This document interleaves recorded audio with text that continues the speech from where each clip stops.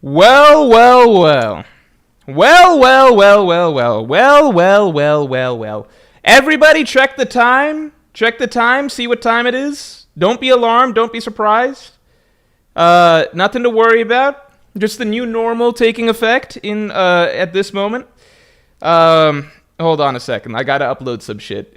I gotta upload the podcast. I just actually finished recording the podcast that's going up tomorrow alongside the video.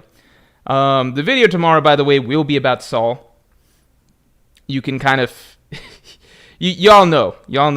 I need to delve into that argument. We're going to be tackling the Saul discussion once again. And Patreon is where I'm putting basically a lot of the... I didn't even get to do all of the arguments. A lot of the arguments that I did not get to fit in into the video tomorrow. So some extended arguments will be in Patreon. Because it's just too long to explain everything. Explaining everything is just too long. Give me a second here. Give me a second. Also, why was I on time today? Because I'm not gonna accumulate a single point. First of all, we're changing the. You guys don't know what the points are. I'll explain the points in a second. We're changing the stream time on Mondays permanently. It's gonna be an 8 p.m. start time permanently. That's just a more reasonable time for me to make. That's just like, I know I'm late often, but I don't want to be that crazy late. It is unfair in the long term. Secondly, we are introducing a point system of penalties for me being late, and we're going to figure out what that is a little bit today. And I did not want to start off by figuring out, by accumulating some points. Sorry, let me just upload this. I need a title. Hold on. Let me come up with a title for this podcast. Hold on. All right. There we go. Oh my God, we got 20 gifted right off the bat. Polmow, what the fuck? Holy shit. Polmow, thank you. Is this what happens when I'm on time? Oh my God. Thank you for the 20. And everybody say thanks to Polmow. Seriously, what the fuck? What a way to kick off the stream. I guess you must be really excited about this J video. Thank you, Polma. I really appreciate it. Always good to see you coming through streams. Thank you for being one of the patron saints of the channel, of course.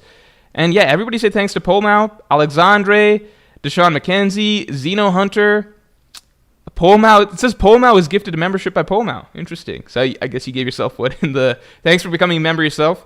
Savage Cabbage, Horizon, Michael Bisley, Talha. Oh, Talha, you're a member again.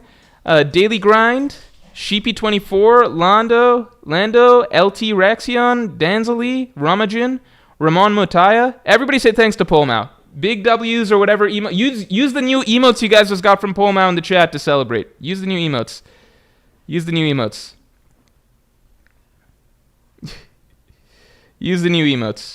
Oh, is Glam in chat? What the heck? Here, let me make Glam. Is this the real Glam? Glam, is this the real you?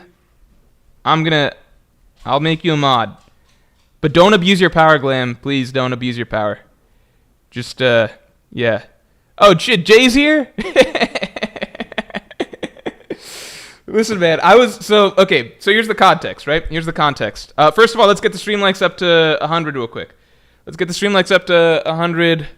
Oh, let's get them to 50. Basic benchmark first. So the situation is basically, I saw that Jay put out his Wano thing, and then I wanted to hear Jay's rant on it, and I saw clips obviously going around on Twitter, but then I realized that it's long. I did not watch any clips on Twitter, so I'm going in completely blind. I know that there's a segment where Jay roasts Yamato, but beyond that, but that's just because that's what I saw in the quote tweet. So I don't actually know anything. I saw the video is long, so I was like, I'm not going to watch it. I'll just watch it as a reaction. For those of you who want an update on my Wano video, my Wano video is coming very, very soon. I'm very excited about it. I know that it has been delayed a long-ass time. But we're hitting a stretch with no One Piece. We're going to be trying to get it out during this period of time. Give myself a little bit of a vacation as well. Because as soon as I drop the Wano video, I'm just taking a solid week off. So hope you guys are excited for that. In the meantime, I just wanted to hear Jay do it. All right. Ahmed Boo says that's why you're watching it, lol. Yeah, because it'll be fun. All right. Clam says missed you at the Agenda Reverie, BTW. I could not make the Agenda Reverie. Fortunately, just could not make it. We we watched Wicked instead, by the way. It wasn't the plan to watch Wicked, but we needed we just been very busy the last couple of weeks, so I kind of knew that Saturday was going to be we wanted to plan something for that day basically. So I told Jay in advance that I most likely wouldn't be able to come, because just work-wise I was so busy for the last 2 straight weekends that this would have been our first kind of free weekend in some time. So dropping into the Agenda Reverie just was not likely from the beginning. Portia, thanks for the 2. Morj, if Wano does not drop Xmas, I will turn evil. Oh shit, I kind of want to see an evil version of you, so don't tempt me. Don't even know what that would look like. All right, hold on. Bubble Bass says, did you sing along? Okay, so here's the deal. Glam says, had to write for this considering I ghost wrote this whole thing with Jay. Oh, nice. All right, I'm interested. Here's the deal. So with Wicked, I had seen the play with my family before. My parents had taken us to see the musical at some point for my mom's birthday or anniversary or something like that. And I didn't like the musical, the play. So I headed, but everybody said really good things. I saw only good things about the movie. So I was curious. And then when I saw that the movie's a 2-parter and the first part is 2 hours, 40 minutes, I was like, okay, so they must have added a whole shit ton of shit in between the songs. Because the musical I just didn't like, because it's musicals are not a good medium for storytelling ever.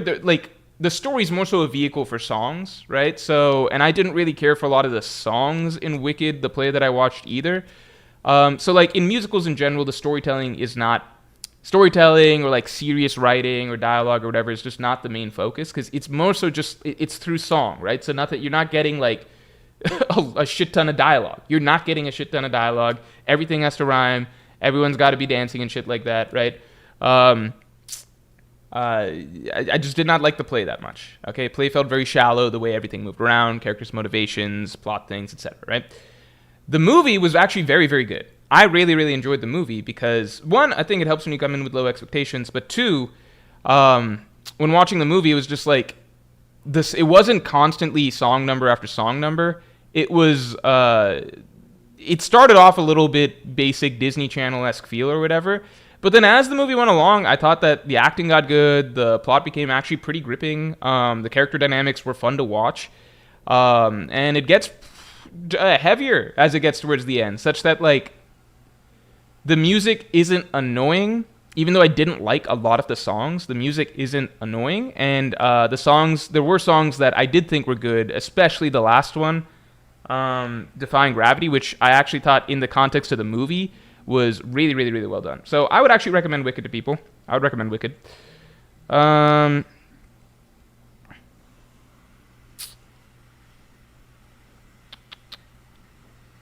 let me see if I'm missing any supers real quick. Let's get the stream likes up to 100 real quick. We'll do the reaction once we get the stream likes up to 100.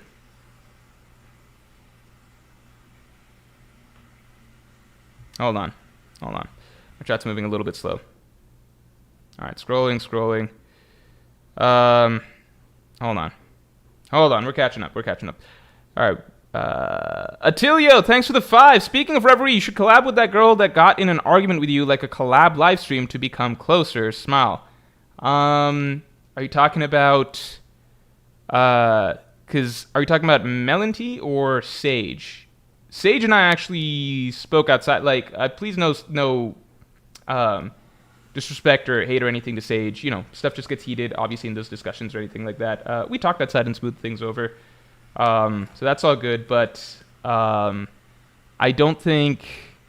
I don't really know Melody or anything like that, so I don't know which one you're referring to in this situation, but either way, I don't think a collab is necessary unless... If someone reaches out to me, then... No, in general, I'm trying not to do collabs right now.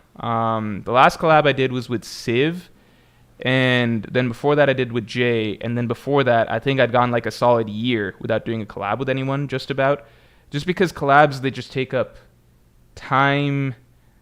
I have to find time outside of my usual streaming schedule and stuff like that. It's just I'm usually not trying to do collabs in general. So I'm never going to reach out to do a collab is where I'm at, basically.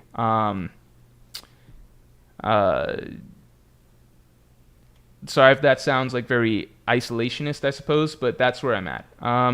Wisdom Minari, thanks for the 5. Wano pushed by Christmas, or I'm giving my Morj plushie to the world government. Oh, shit. It won't do well under the world government's care.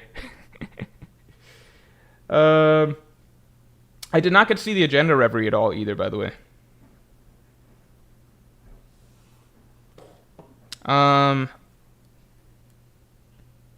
Who are we talking about? Ariana is a good actress.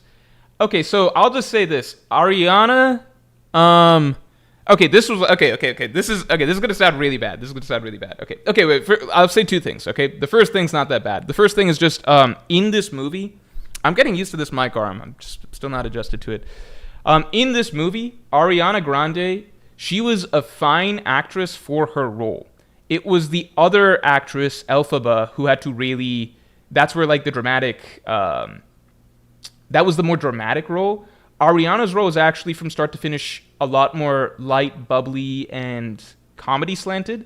There's a few scenes, I think, particularly towards the end, which is like she's got to be a little bit more teary and upset, but that's generally playing off the other actress, Elphaba. So Elphaba is the real dramatic role. I forget part 2, maybe Glinda will have to have more dramatic stuff going on, but in this one, at the very least, she was perfectly fine in the role that she was.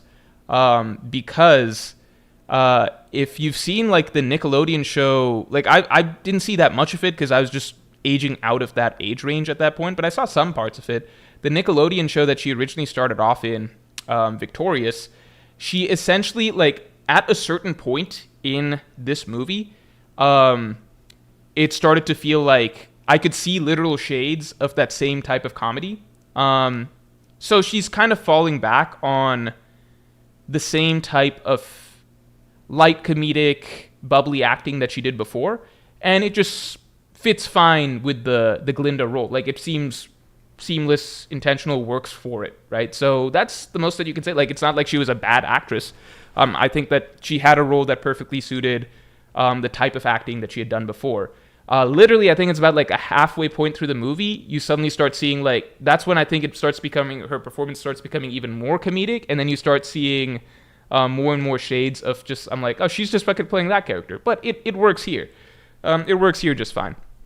So there's that. Here's the other thing, all right? Here's the other thing. So you guys know that, who knows about the controversy? I did not know much about this controversy. I'd heard about this controversy that people were saying, like, Ariana Grande, really bad person because she, like, broke up a marriage or whatever. And from what I had heard, the marriage was, not heard, but, like, I just knew that she'd broken up a marriage, right? So I kind of just assumed, I was just like, okay, like, I don't know the name of the guy whose marriage she broke up.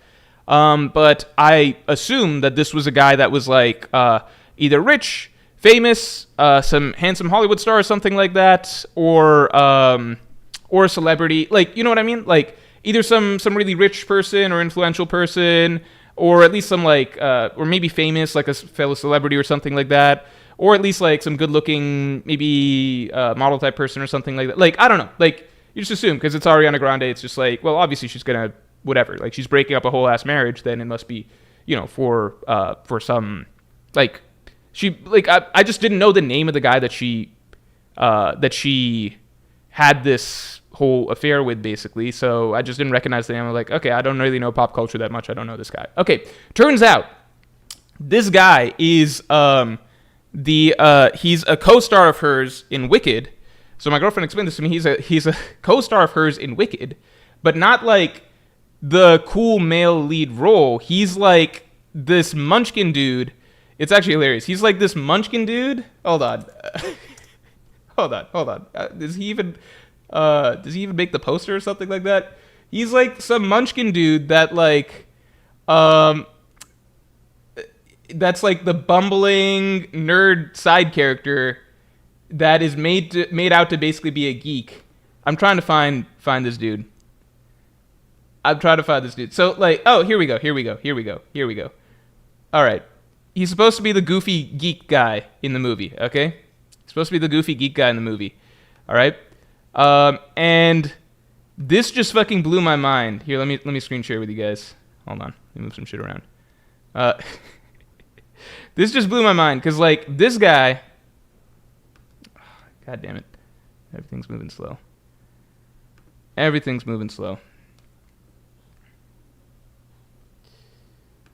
All right. Okay.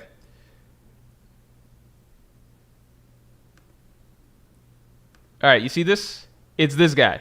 He's supposed to be like the geek of the movie, all right? He's supposed to be the loser, all right? Can you guys see this okay? Am I blocking your screen? It's this guy, all right? He is also very short. He's just the Munchkin dude. He's the Munchkin sidekick that her character in the movie actually straight up turns this guy down because he's a loser in the movie, right? She turns him down and goes for, like, the handsome dude, okay? So, this is also the guy, as I understand, that she is cheating with. Or whose marriage she broke up. All right? Can you all, yeah. He is, what's his name again? He's literally, hold on. Hold on. Ariana Grande. Okay, yeah. His name is Ethan Slater. Okay, so this blew my mind because he is, okay, to understand why this is insane, all right, this guy, so one, you're Ariana Grande, you're obviously successful, very rich, one of the best singers out there, very famous, very conventionally good looking, right, all of those things, right, and then she's cast in this movie, and then she falls for this dude who is literally not, there's not, like, she breaks up the marriage of this guy who is not famous, not rich, has no position of power, is not even like her co-star in the movie. He is a side character in the movie that she rejects in the movie, right? Not good looking, not like some tall, handsome dude or whatever. There is nothing going for this dude, right? Nothing going for this dude. She must love him so much. Like, that must be genuine love. There's something that she just loves about this guy's personality so much. But it's also mind-blowing because he has a shitty personality because he cheated on his wife and coming child with Ariana Grande. So his personality is he's a shitty person. So I'm just like, what's going on? Like, what's the secret? Did he blackmail her? How did this happen? How did this happen? Like, what happened here? Like, what did this dude have going for? Because it's nothing. You look at the whole circle of things that you could have, right? Looks, no. Fame, no. Money, no. Personality, no, because he's somebody who would cheat on his wife and child or whatever, right? Maybe he's just the funniest fucking person ever, right? Like, this guy must be secretly the funniest human being in existence, right? Should we put him on SNL or something? Like, what is the deal with this dude? Like, what? Can anybody give an explanation whatsoever, right? Because this guy's nothing. It's like literally just, and the funny thing is, like, I was like, okay, well, is he anything whatsoever? And I was told that, like, she told me that he's the voice of SpongeBob in the musical. Did anybody even know that a SpongeBob musical existed? What? The voice of SpongeBob in the SpongeBob musical? Keep in mind that, like, I would be mind blown if Ariana Grande just went out with, like, the actual real-life voice of SpongeBob, right? Like, the person who voices the cartoon. I'd be like, damn, that's crazy. So, like, even SpongeBob's voice actor can really date up like that, right? This is not even that SpongeBob. This is SpongeBob from an adaptation of SpongeBob that nobody's ever heard of or knew existed. What is going on? What is going on? What is going on? What is going on? I'm actually confused as fuck. I'm just like, how did this, like, because the levels to it are so extreme, because, like, she must have not only fallen for him so hard, she fell for him hard enough that she was like, I believe that even though this man has, like, a wife and a family and all of this stuff, I believe that our love is so strong, I'm so invested in this man, that I would like to break that up and believe that he should be with me. That is how strongly she felt about this dude, who has none of the qualities that you would ever expect someone like Ariana Grande to be ever interested in. Not a celebrity, not famous, not good looking, not her co-star in the movie. Very little fucking scenes with them together in the movie or anything like that. The fucking bumbling side character or whatever. This would be like it's not even like a Ron Weasley character. It would be like Neville. But no, I think actually Neville had more significant scenes in Harry Potter than I can remember this guy having in this movie. Not a good person. Not even a good, like, I could understand if he's a really good person, but he's not a good person. By definition of what he did, he's a bad person. As far as we know, he's not a comedic genius. He is the voice of SpongeBob in a musical that nobody's ever watched. That's what we've got. So this is actually, to me, one of the greatest mysteries of our time. I feel like I did not realize how big of a deal this was. This is kind of insane.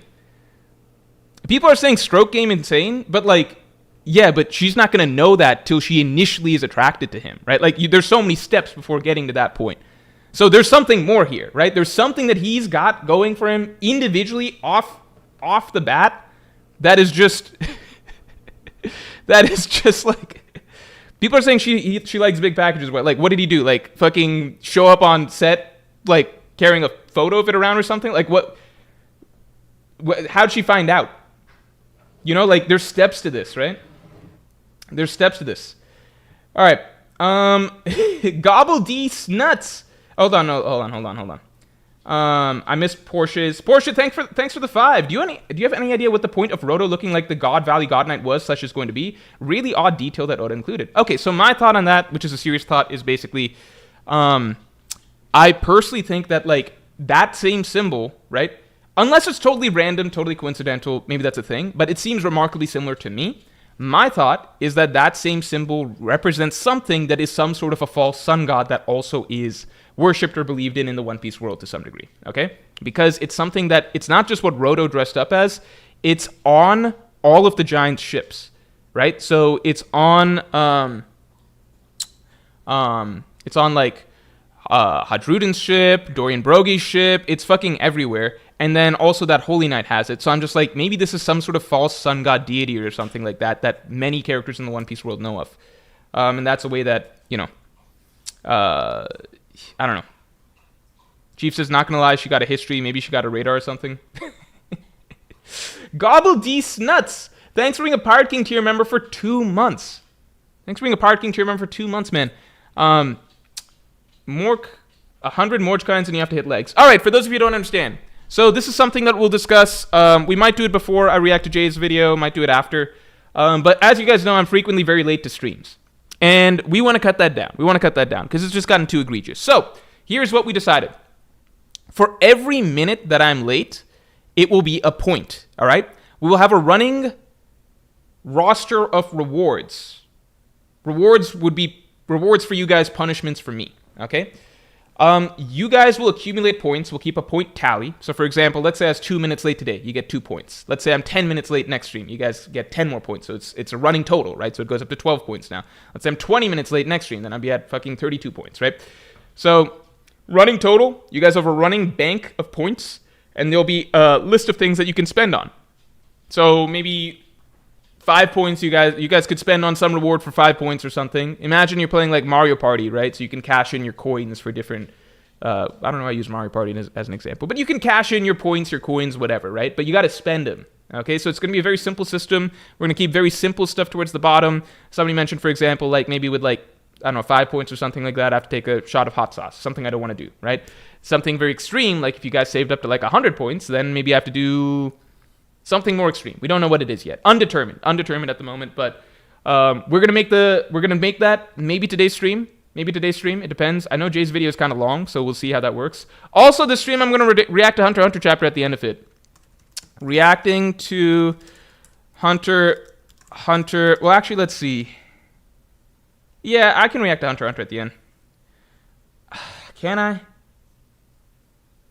I don't know. Let's see. If I start Jay's stream soon, maybe I'll do it. Tom says waifu tier list. Yeah, Bollywood dance is never going to be a thing. Maybe waifu tier list. Maybe that's one. All right, maybe we can do that. 100 points you go vegan. No, it's not going to be shit that ruins my life or shit that I wouldn't actually be okay with doing. So get Bollywood dance off the table. But Gobbly Stuff says, hey, Mork, 100 Morj coins and you have to hit legs. So that's actually something reasonable. as long as I don't have to do it consistently. I do not do leg day. Why? Because I don't, like, there's no point. There's just no point. All right? I don't work out. Well, one, I've been very slacking on workouts as of late. I've been really slacking on workouts as of late. Life's just felt busy, and generally gym ends up being one of the first things that you can just cut. So I do want to get better about that for the rest of the month of December, right? But two, I don't work out legs. I just don't work out legs. Why? Because it's a waste of time. All right? All you have to do is just wear pants, and you're okay. Right? You don't have to work out legs. I work out. The only reason I work out is to look good. I don't work out to be strong. I work out to look good. All right? I'm just going to be honest about it. Some people aren't honest about it, but I work out to look good. I don't need to be lifting logs in my day-to-day life. It is very rare that like the amount I can bench, it is very rare in my actual real life that I ever have to bench that amount. It's just in the gym that I have to do it. All right? All right? You guys understand? So I'm very open about that. I don't work out to be strong. I work out to look good. If I can, if I can swear.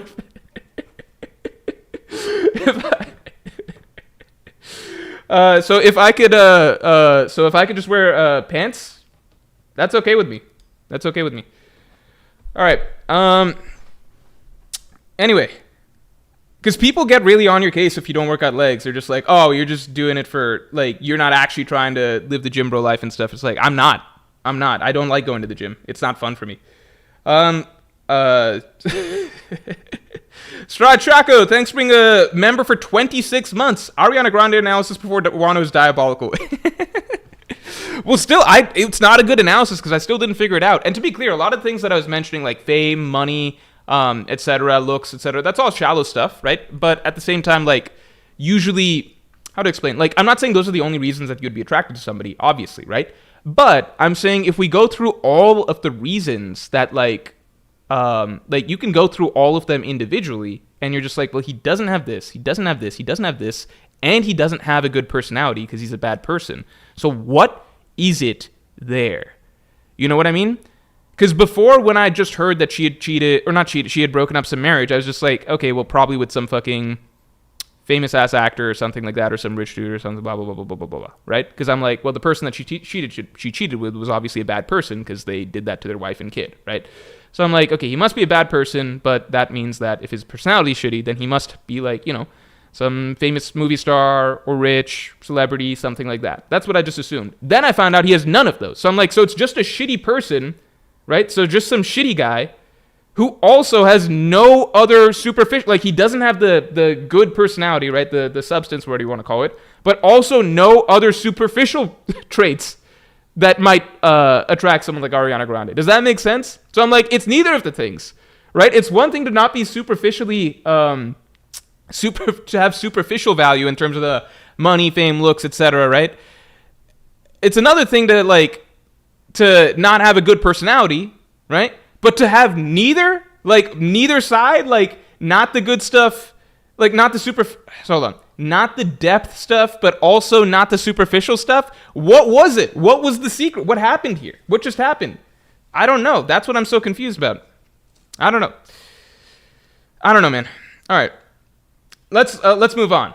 You guys want to watch Jay's video? You guys want to watch Jay's video now?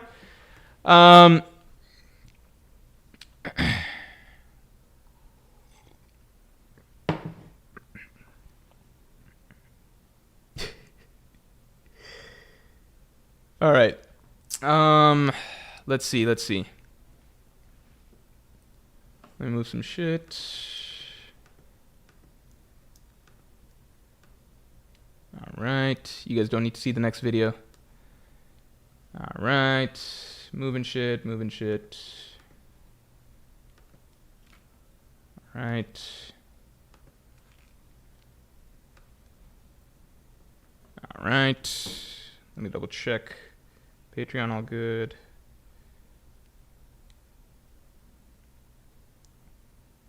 Okay.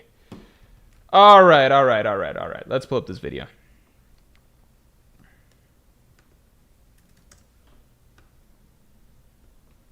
All right.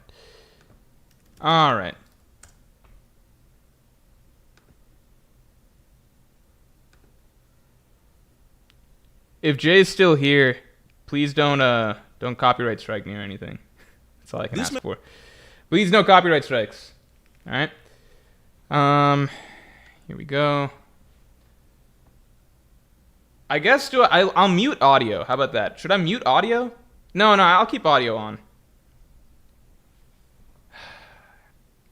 What's the best way to do this? Because I feel like you guys should be allowed to hear audio, right? How do other YouTubers not get in trouble for this stuff? What am I doing wrong here? Because I know I'm going to get fucking copyright struck for this. I just know it's going to happen. I know it's going to happen. All right.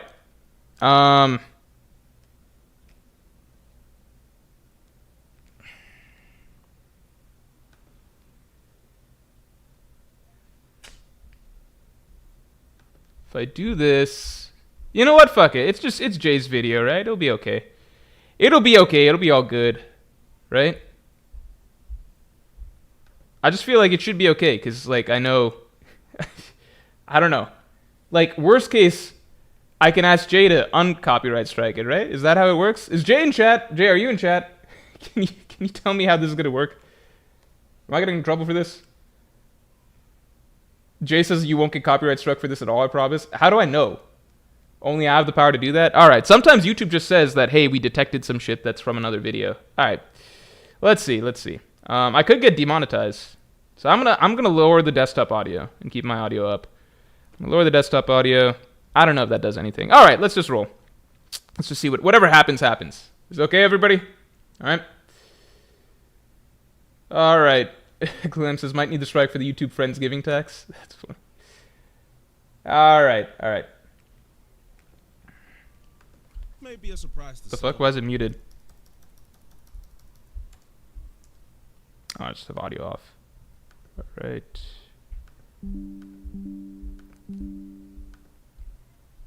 This may be a surprise to some, but for many people that have been following my content for a long time, this isn't a surprise. I'm making this video solely for personal reasons. This isn't to change your perspective of I have sped up the speed slightly. Hope you guys are okay with that. Wait, yeah, shit. That's the best way to get around this shit, right? I'll speed it up to 1.5. There we go. Following my content for a long time, this isn't a surprise. I'm making this video solely for personal reasons. This isn't to change your perspective of a specific arc. It's not to change your perspective of the series as a whole, because at the end of the day, I still love the series. But I can no longer say One Piece is my favorite anime, my favorite manga anymore. I can't, and there's many reasons why, but I'm going to go over all of them right after this introduction because I've had a lot of time to think about this. I've had a lot of time to mull over it. I've tried many different methods to continue to create content on One Piece because at the end of the day, that is the basis of this channel. It is the anime that I've spent the longest time with, so it's really hard for me to face the facts, but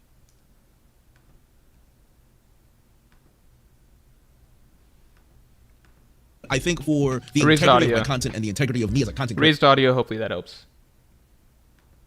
The integrity is me as a person. So for anyone that's coming here and saying, oh my God, here we go again, because Jay's about to crash out about Wano all over again. Yes, I'm going to crash out, but it's not really a crash out the way you think it's going to be. It's for you guys to understand me. This is what this video is for. This video is for you guys to understand me. It's not to change your perspective of Wano. It's not to change how you feel about the story as a whole. It honestly doesn't have anything to do with how you feel about Oda or anything like that. You know, I'm still going to make One Piece content, but you guys need to understand, moving forward, I can no longer say One Piece is my favorite anime. I can no longer say it's my favorite manga. I can't. It's still up there, but it's not. And I need to share with you the reasons why. The main reason is Wano. It is Wano. And I know that's going to be annoying for a lot of you guys to hear, but I need to emphasize it. I want to put everything into one video, and I want you guys to truly understand me. And if you can't, that's fine. It is what it is. But everyone that is wondering why Jay always crashes out about Wano, why doesn't he just stop making One Piece content? Why doesn't he just drop the series? Here's going to be why. So before we get into the negatives, right? Oh, see that black and white? Right, I want to start off with the positives because I want people to understand that I still love the story. And I also want people to understand, right? So with One Piece is arguably the most, how would I describe this? I would say One Piece is the most cohesive story that we have in the medium. One Piece is, world building is second to none. The characters that we've experienced, the emotions that it's pulled out of me, the moments, the way Oda can write a character moment, the way Oda can write an emotional story has been one of the things that have kept me going for 15 plus years because I've been reading this story for half of my life, if not more. And just to really hone in on it, let me explain to you guys how I absorb manga and anime and just story in general. For me, I'm a very character driven man. If you give me a good character, you give me good introspection, you give me a good character arc, you give me the ups and downs, the highs and the lows, and you see them. If you show me everything that they're feeling and you show me their growth or their degeneration, I'm all in. This is why when you see characters like Vivi, from someone that has infiltrated Baroque Works, going into a criminal organization, grew up as a princess, an innocent, an innocent, starry-eyed princess, going into a criminal organization like Baroque Works to try and do espionage, to try and figure out what's going on, to find who is the leader of everything that's going on in Baroque Works and in her country, to see her then be recruited by pirates, become a pirate in order to go to Alabasta to free her country, to her dealing with Crocodile, to her emotional crash outs over and over again because Crocodile at every corner just seems to not only insult her, destroy her country, destroy her father. I'm on board. I love the Alabasta storyline largely because the focus was so much on Vivi. I think if Oda went with the approach of like, hey, what if Vivi wasn't one character, but instead 9 different characters, I think it would be fairly obvious that the Alabasta arc would be a lot worse.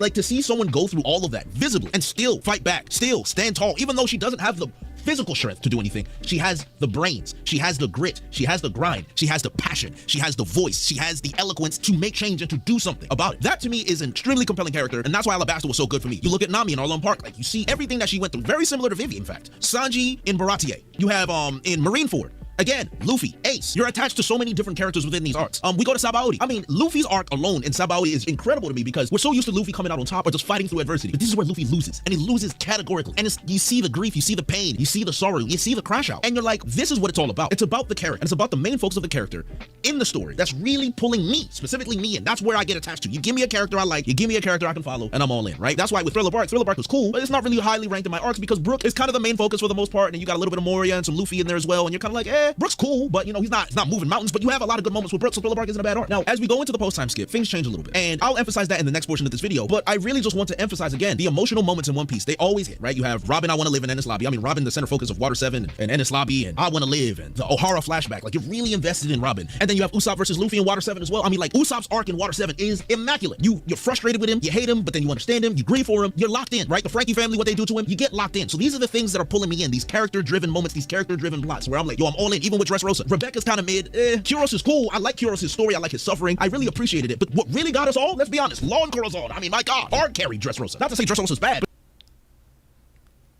I know that was the case for everybody else, but I was not, for me, I didn't like Law. their story was so good that it begins to carry. You throw in a little Senior Pink in there, and you got a good. I don't view that as like a critique or whatever. I'm just like, yeah, Dressrosa is just never gonna be my favorite. I'm a Sanji guy, so Whole Cake Island, you know, I'm with it. The Sanji backstory, I'm all good, right? Fishman Island had Hody Jones, so not really good, but the themes, racism, Fisher Tiger, Arlong Jinbei, that's enough to kind of keep you in. So I'm a Sanji guy, so Whole Cake Island, you know, I'm with it. The Sanji backstory, I'm all good, right? Fishman Island had Hody Jones, so not really good, but the themes, racism, Fisher Tiger.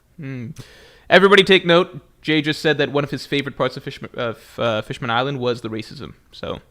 Arlong Jinbei, that's enough to kind of keep you in, and you're like, yeah, all right. Punk Hazard, we can talk about that later. But you get the gist. I've talked about it enough. You guys get the gist of what I'm really going for here. Character-driven, emotional moments. Those emotional moments are always compounded on each other based on the focus of the character as well. I Want to Live, Mary dying in Enies Lobby, Usopp versus Luffy. If you go to Jaya and Skypiea, you have Mont Blanc Cricket and the story of Norland, the ringing of the bell. Like, you have all these characters that are tied to emotional moments that you really, really are feeling it, right? So this is my basis of what made me love One Piece. This is the basis of everything that I adored about the story. And then the lore is obviously great. So, you know, the lore is also great, but like, again, that's not what pulls me in. What pulls me in is the character. What pulls me in is the investment in the character. What pulls me in is the drawing of the character emotions, how Oda intricately guides you through the character arcs, how he always capitalizes and doesn't waste your time. He capitalizes on the small character moments that you didn't pay attention to at first, and then he gives you a callback. You're like, whoa, wait a minute. Oh, how did I miss that? That's excellent. So like, you see the picture I'm painting here. You know, my time was respected. When I noticed things about certain characters and Oda would always deliver, it would come back full circle. The characters themselves, are they deep in the story? Are they an integral part of the arc? Do they show enough character and personality for you to be invested? Can I resonate with them? Can I relate to them? Like, am I understanding the themes and the things that are coming across? Like, these are the things that really, really struck me about One Piece. And the sad thing about it is, all of those things that Oda had built 15 years of trust on and delivered over and over and over again, the quality varied, right? Not everything was as peak as Robin, right? And not everything was as low as, like, say, Brook or Punk Hazard or whatever. But I always felt like Oda would deliver. He always did deliver. But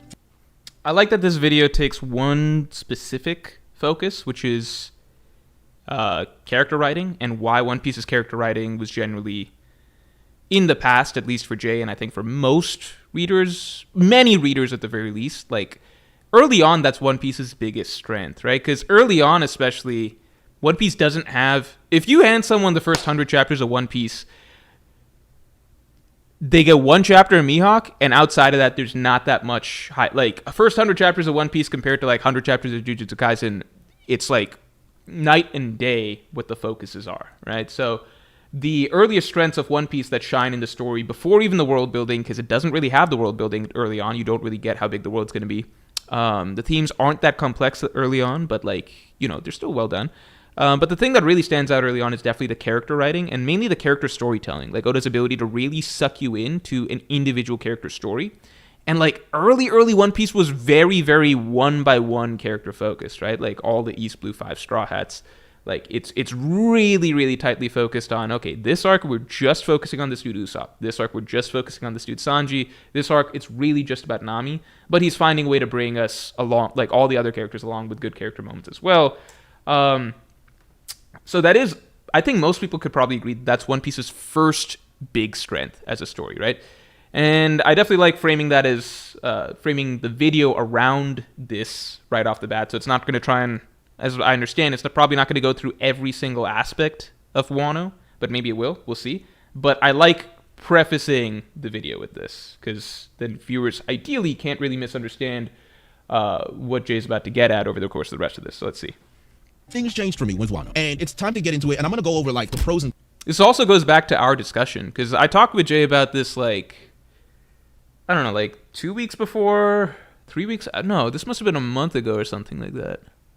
I don't know, maybe sometime recently or something. We talked about, that was a topic that came up, and I liked when he brought that up in our discussion there, and I was like, oh, that's a really, really good point, so I'm glad that that's like the basis for a lot of this video, that he gets to elaborate on his thoughts off of that. Cons of Wano, and I'm gonna give you like a nice little chronological, well, not really chronological, but you know, I'll go by act to let you guys know where things kind of went wrong for me and where things kind of changed for me about the story, because I needed to give you this context before we really dive in, because you guys are gonna start to understand me as I keep going on. So the reason I feel this way now is mainly because of a few things, and I'm just gonna keep this quick. Wano, the arc. Again, there was so much hype, there was so much expectation about it. You had the editors yapping about it, you had Oda yapping about it. It's like, man, this is the arc that Oda's been waiting for. This is gonna be the arc that's building everything up that we've been building post-time skip, from Fishman Island to Dressrosa, with Momonosuke and Kinemon. Everything was supposed to connect in Wano. Wano was supposed to be the big reveal. It was supposed to be the big arc, the arc that Oda is gonna cook on. This is when we're gonna get Kaido, Big Mom. It was the most hyped up arc I think we've ever had in the entire series, and it set expectations that they just could not deliver on, and that was the biggest issue. And then you have Wano the Nation. I'm gonna get into that later, but the Nation of Wano itself is something I have an issue with. There's also just the irreparable damage that has been done to my trust when it comes to some things that I expected Oda to cash in on, that I knew he does and he always does. It's not like petty gripes or like small things that I wish happened in the story. It's things that Oda set up himself and then did not finish or did not deliver on, that he has done time and time and time and time again. It's like me, you know what it's like? It's like watching LeBron James drive into the paint and go for a lefty layup like he's done 1,000 times, and him missing it in the NBA Finals when we need a go-ahead bucket. I was like, LeBron, what is going on here? That's gonna hurt me. It's gonna leave some pain. So like, you move on to that, and then there's the community. Again, I'm gonna get into the community as well. I love this community, but there are some things I have issues with, so we will talk about that as well. And then also just the content that I make now, since I make more agenda piece content because it's really something I really enjoy. It's a way I can enjoy the story as a casual, but also in a comedic way. It keeps me ingrained. It keeps me interested in One Piece, because I'm like, man, what funny thing am I gonna see in One Piece today? And with that going forward, the nature of my content is gonna change. Well, I'm not gonna abandon One Piece. I'm gonna keep reading it. I still love the story. It's just that I'm gonna try and do more other things as well. So let's get into the arc itself. All right, so let's start off with the things I like. I always like to start off positive and then give the crash out later. And also, I think it's important for you guys to see what I can appreciate in the story. So obviously, one of the things I really liked was Nami's speech in Act 3. Nami's moment really rang true to me because of the danger that she was in. Nami is not a combatant like that. Nami is not a freak like Zoro or Jinbei and Sanji that can, you know, take damage and, you know, get hit by ships and cut by blades and take, honestly, ungodly levels of punishment. I mean, I'm interested to see what Jay says, but I really dislike the Nami moment because it felt so remarkable. It just felt like almost straight up, not identical, but it felt very, very, very, very close to Usopp's Alabasta scene, right, with the Mr. 4 duo. Down to the callback, like, it felt very intentional, down to the callback of, like, the identical shot of, like, Usopp's skull getting cracked, you know, in both scenes. Like, it felt very, very, very, like, the same exact topic, laughing about, like, mocking Luffy's dream, right? The cowardly character having to step up and say something about it, right? Refusing to let that slide. Like, the callback felt very apparent. But then the issue is just that Usopp's scene was so masterfully done. I feel like just getting a repeat of that, but extremely watered down, felt very, very weak to me. Because I'm just like, well, yeah, it's gonna be a good scene if you take an already really good scene and just copy it, but leave out a lot of the setup and build up and don't spend much time on the context and the stakes and everything like that. Like, it's still gonna be an okay scene on its, like, it's still gonna be a good scene on its own, but it's pulling from a much, much, much better version of the scene. So, to me, it's just like, that almost for me is like a strike against Wano, because it's just like, well, this isn't even a cool new scene. This is just like, well, he couldn't think of a good scene for Nami, so he just reused one from Usopp, but he put less effort into it. I don't know. And just be like, all right, well, you know, I'm still gonna be good. I'm gonna fight. Nami is getting headbutted by ulti, like a Tobi Roppo, someone who is a Zoan, someone who is using hockey, someone who is, and she's headbutting Nami multiple times. Nami not built like that, but she's still in that moment where ulti said, hey, denounce the Pirate King, denounce him, tell him. Nami is like, he gonna be the Pirate King, so I guess I'm gonna die. It is what it is. I'm like, go ahead, Queen. Yes, I'm all in on that. It's a great character moment for Nami, and Nami's one of the characters in the story that really hasn't lost that much development and speed. She's really just kept going. If it was an original, like a Wano original moment, I think I would like that scene a lot better. Like if I haven't seen this already before, but just in a much better way. That's my thought on it. Like if this was the first time we're getting a scene like that, I think that'd be like one of my all-time favorite One Piece moments. But just repeating a previous scene but doing it worse just to have something for the character, I just don't put much stock in that. So, you know, I love Nami. Now, I know some people will crash out over that statement, but we're not here for that. But one of the other things I love as well, Kaido himself, like not the character. We're gonna talk about that later. But the hands, the boxing, the technique, the fighting, the prowess. His bag is unlimited. Kaido, the combatant, was a Hey, Radman, what's up? Good to see you too. pleasure to behold. I mean, Three Realms, Ragnarok, Thunder Bagua, hybrid form, drunk Kaido. Jay's saying that's my problem with the Black Maria and Sanji moment. Future sights, one-shotting Gear 4 Luffy, one-shotting, like beating Luffy like 2-3 times. Like this guy couldn't be stopped. He couldn't be beat. He was just a force of nature. And then it was the Oden Mickey. Let's not get started on that one. We'll talk about that one later. But overall, Kaido as a combatant was a pleasure to behold. From a villainous standpoint, in terms of being a force, as a villain, from a combat standpoint, there is no better than Kaido in the story. So like, I can 100% appreciate that, and it's really one of the things that made the Rooftop so nice. Another moment I really liked was Robin. Robin's moment of, you know, Robin being able to step up to the fray and defeat Black Maria, the flashback with Hack, and the Fishman karate. Like seeing Robin do anything, honestly, was just a joy. So that just has to be in the positive. Like, yeah, Robin, I think undoubtedly had her best shit in Wano during the Onigashima fight specifically. In the last, I don't fucking like 600 chapters, probably. At least the time skip for sure. Yo, okay, we get a nice Robin moment. Thanks for relying on me, Sanji. Robin's part of the crew. It's real nice. Yay, I love it, right? That was cool. You know, just the Sanji part. Trafalgar Law in general. Like, Law just go. Honestly, Law really just go.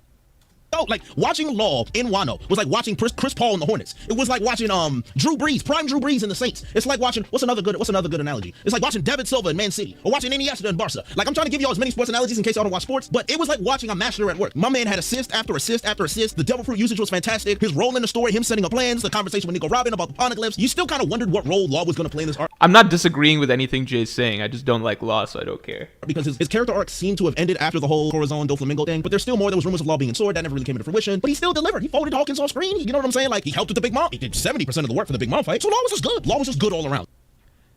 Law can only that's not true.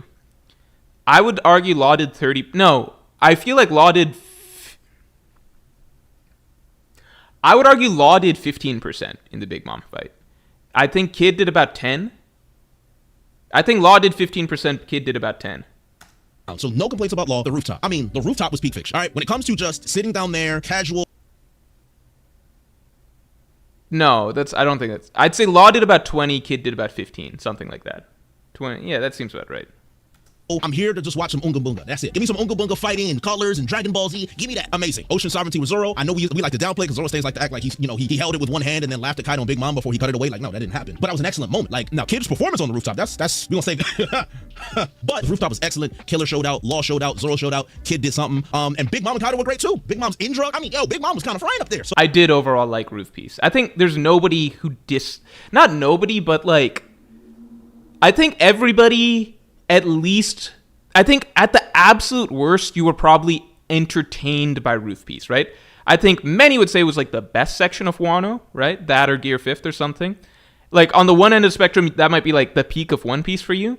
And then I think even the hardest Wano haters would at least, like even if you absolutely despise Wano, think it's really bad or something like that, like you probably were at least interested in what's happening on the rooftop, right? You're probably at least reading chapter after chapter like, oh shit, what's going on? Kind of like, this is pretty, like maybe even if you don't want to admit you're enjoying it or something, or maybe you don't enjoy it, I don't know, but like you're probably at least entertained or whatever. Like I think there's legitimately almost nobody on the planet who genuinely was just like, I hate the rooftop sucks, every time we cut to the rooftop is terrible.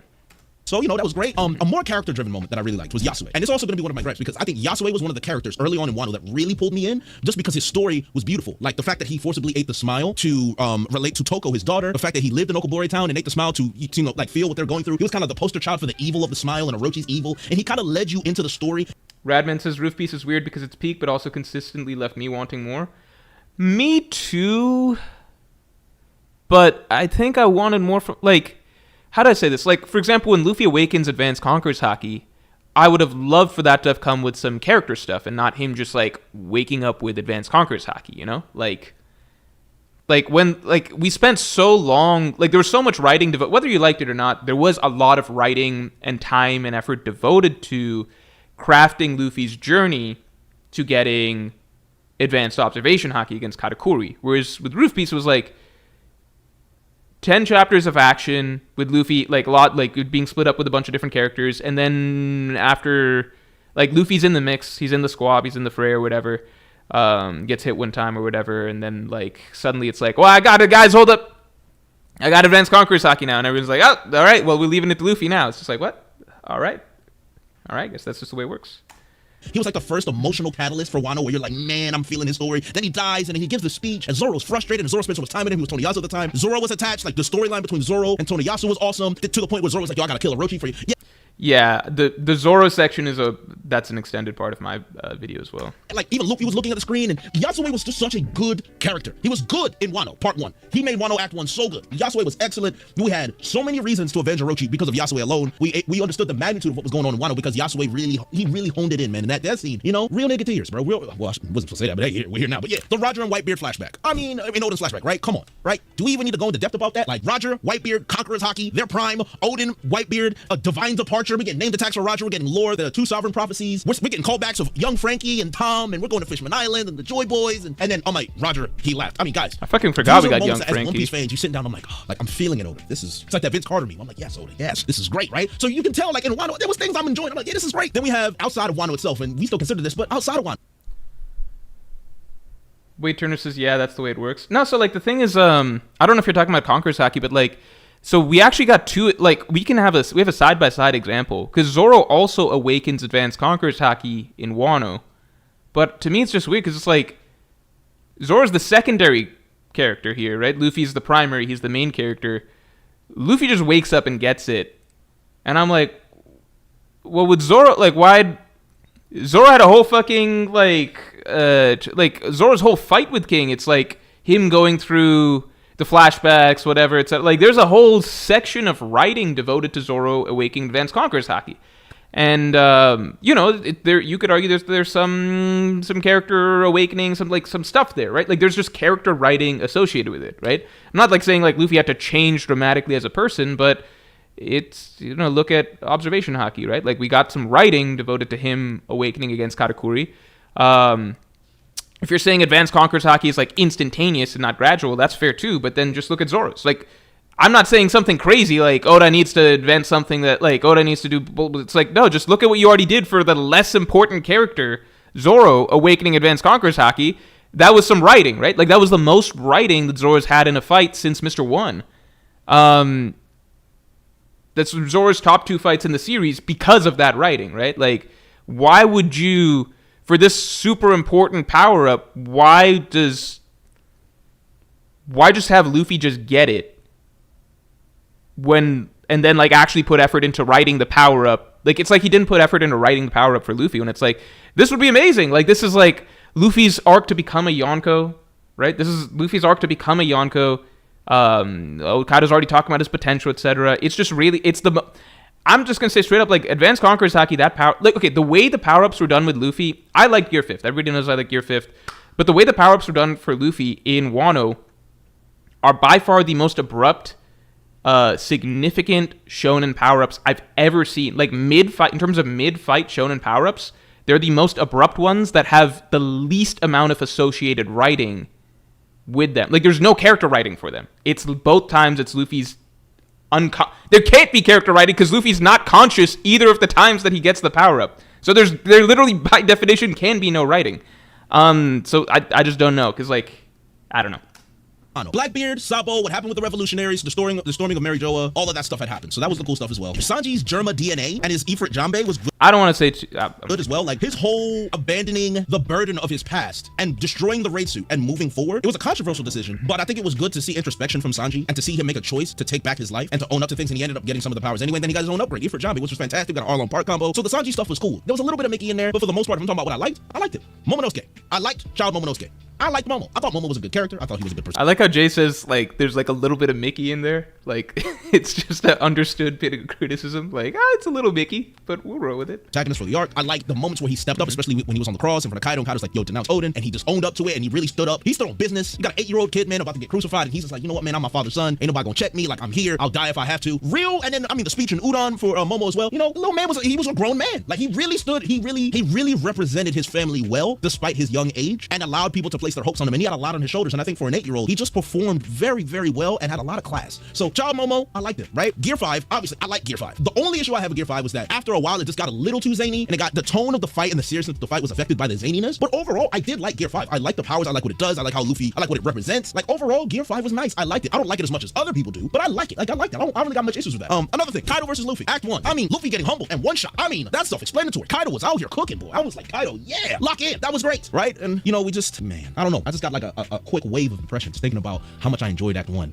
And as we go from Act 1 to Act 2, yeah, man. Anywho, let's keep going. Luffy's speech in Udon was excellent, right? Great speech in Udon with the poison in his veins and all that. So I was like, bro, all right, Luffy, you know, you're giving real Nelson Mandela vibes. Like, we're locked in for this one. Shutenmaru, specifically when he was Shutenmaru, Ashura Doji, remember when he first came in as well? You know, 20 years he's been suffering the nonsense of Orochi and Kaido. 20 years he waited for the Nine Scabbards to come back, him holding that grudge, the Sanachi flashback. Like, Shutenmaru, Ashura Doji, I liked him. I liked his introduction. I liked his anger towards the Scabbards. I liked his story. So Shutenmaru, I specifically say Shutenmaru because after that, they kind of just, I mean, they killed my man, but they just let him explode. My man just exploded. He died from dynamite. Like, he's a Looney Tunes character. Like, how you gonna let Ashura Doji go out like that? The guy that was boxing with Oden, the one that was supposed to be one of the strongest Scabbards, and he got it. It's not the crash out part. Let me slow down. I'm talking about what I like here. I'm talking about what I like, yeah. Kinemon before the death, fake out. Kinemon's good. I like Kinemon overall. I never really had any issues with Kinemon at all. I like him in the flashback. I like his story. I like him pre-Wano as well. I think Kinemon was good. I think Kinemon is low-key my favorite Wano character. I don't know, and I didn't like Kinemon for a long time in this. This is like a small issue, because it's not like a Wano issue, but it's kind of just like a post-time skip thing, which is just that I think this was Momonosuke, Kinemon, and then I guess Kanjuro. They were the first character. This was the first time Oda had ever done a thing where he includes characters. He includes characters in the journey and like the Straw Hats adventure, but they're like irrelevant characters till much, much, much later. Like, they're just tag-along characters that need to be there, but they don't have any sort of relation to the plots that are happening. And that's weird, because like when Vivi joined in the crew, like, yeah, the story became about Baroque works, and so it was Vivi driven. Like Mr. 3 was the villain of Little Garden, and therefore Vivi's relevant in that arc, right? But Oda actually was also using those storylines of like Little Garden, Whiskey Peak to focus on not Little Garden, but Little Garden, Drum Kingdom. He used those arcs actually to focus on Vivi and kind of make them Vivi's story as well and have her grow in those arcs as well. Like, even if you go to Drum Kingdom, there's a whole Vivi storyline with her and Dalton, right? She's not just separate from the storyline.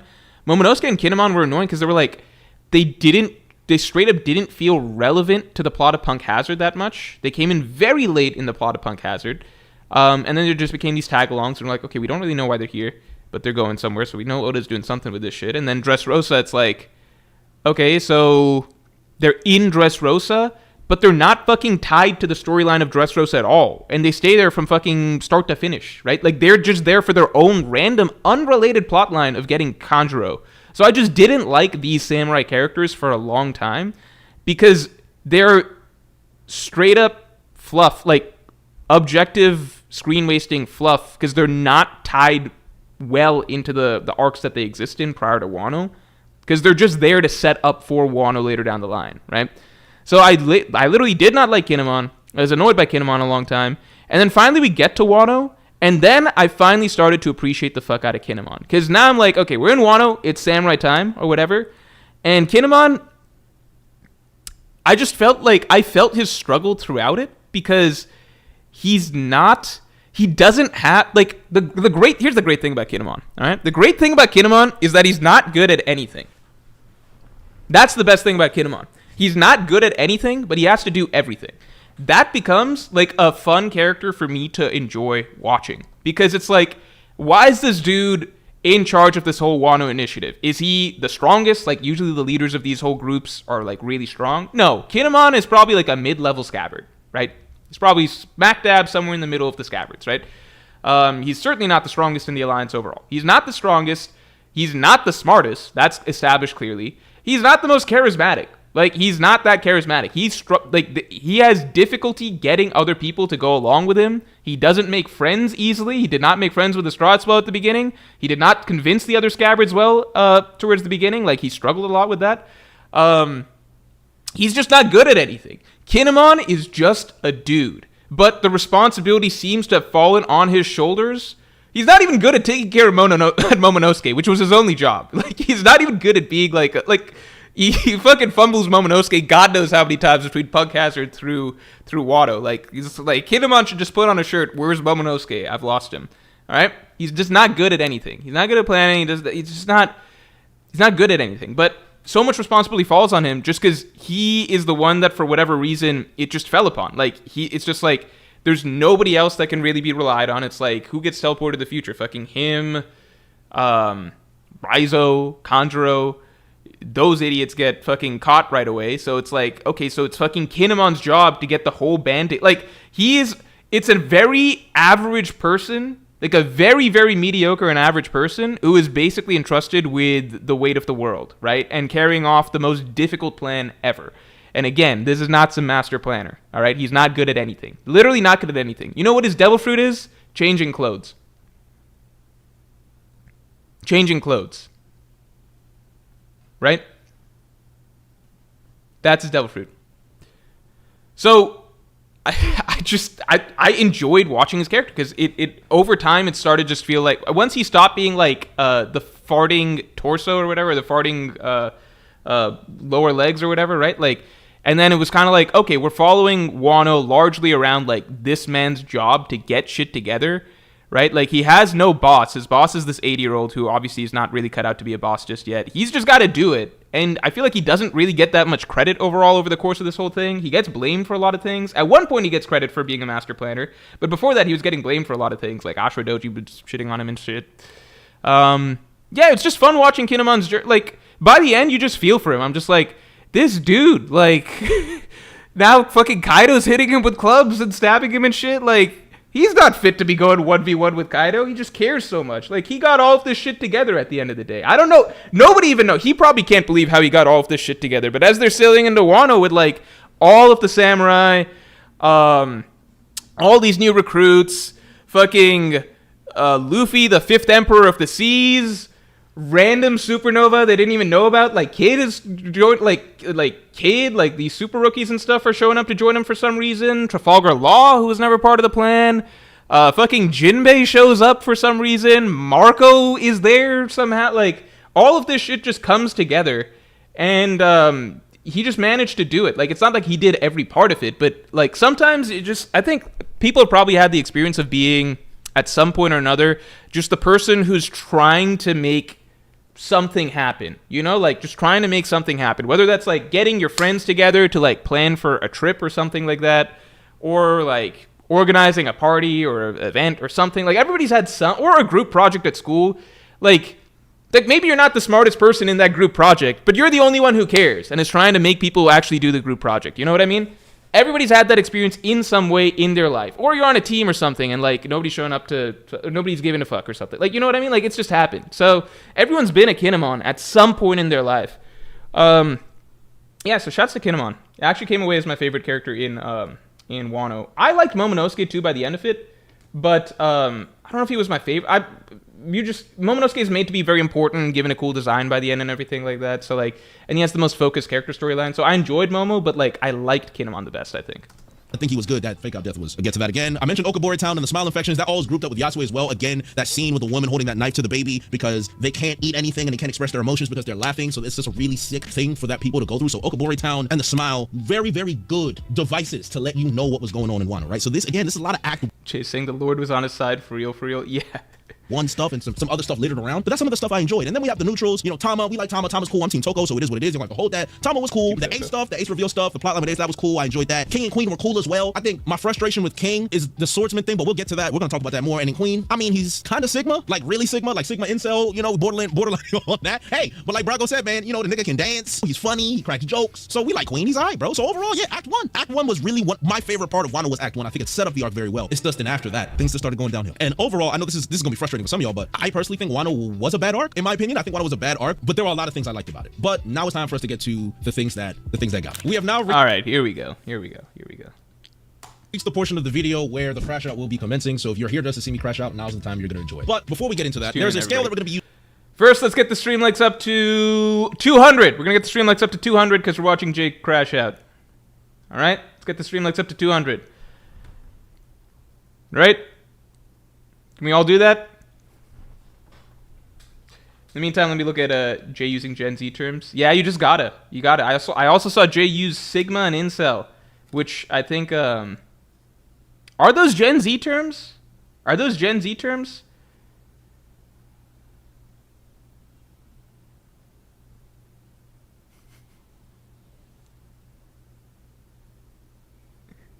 Okay, we got the stream likes to 200. We can continue moving on. All right, ready? Crash out, not really. So there's a difference between Gen Z terms and then just newer terms, right? Because, like, we're still coming up with terms, right? Like, our generation is still coming up with terms.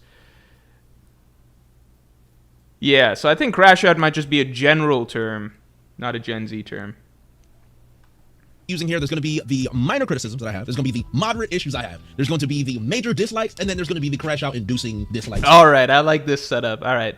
I like this setup. Mild, medium, hot sauce. Right. And we're just going to progressively get there. That's how it's going to work. That's how I'm going to be categorizing my problems with the arc, so it really is just a nice crescendo. So first and foremost, with minor criticisms, Zoro. Zoro was supposed to lead the samurai. Zoro as a swordsman, and being in a land that created swords, I just feel like a vested interest in the culture of Wano, the swordsmanship, the swords crafters. Even asking about it, Zoro didn't really seem interested in it, which was surprising to me. Now, again, Wano was under subjugation. A lot of the samurai had been killed, so like I get it, and that's a caveat. That's why I call this a minor criticism. But I am a bit frustrated that Zoro didn't get more of this arc, because an arc and an island and a nation that is founded on the way of the samurai and is honing their swordsmanship skills, and it's a land of swordsmen. Like, you would think someone who wants to be the world's greatest swordsman would have a bigger, more vested interest, or at least a continued interest throughout the arc. And we got the flashback, which was good, but it was mainly people noticing things about Zoro rather than Zoro showing any real interest himself. I mean, he gave back Shusui, and that's fine, that's fair, and he got Enma, and the Enma stuff was ridiculous with the community, you know, debating whether it's a power up or not. People saying it's not a power up. It clearly was. I think we can all settle that debate. But I just wanted more. I wanted more from Zoro. I wanted more from him personally. And again, minor criticism, because it's not the end of the day, and the arc really isn't really about him. So there's that. Again, another minor criticism, Gear 5, the tone during the fight. The fight was good. The fight was good. I enjoyed it. Especially when it first happened, and he's like bouncing Kaido around, and Kaido's scared, and there's the Looney Tunes reactions. Like, it was funny. I laughed, haha. But I think after 2, 3, 4 chapters, I was just like,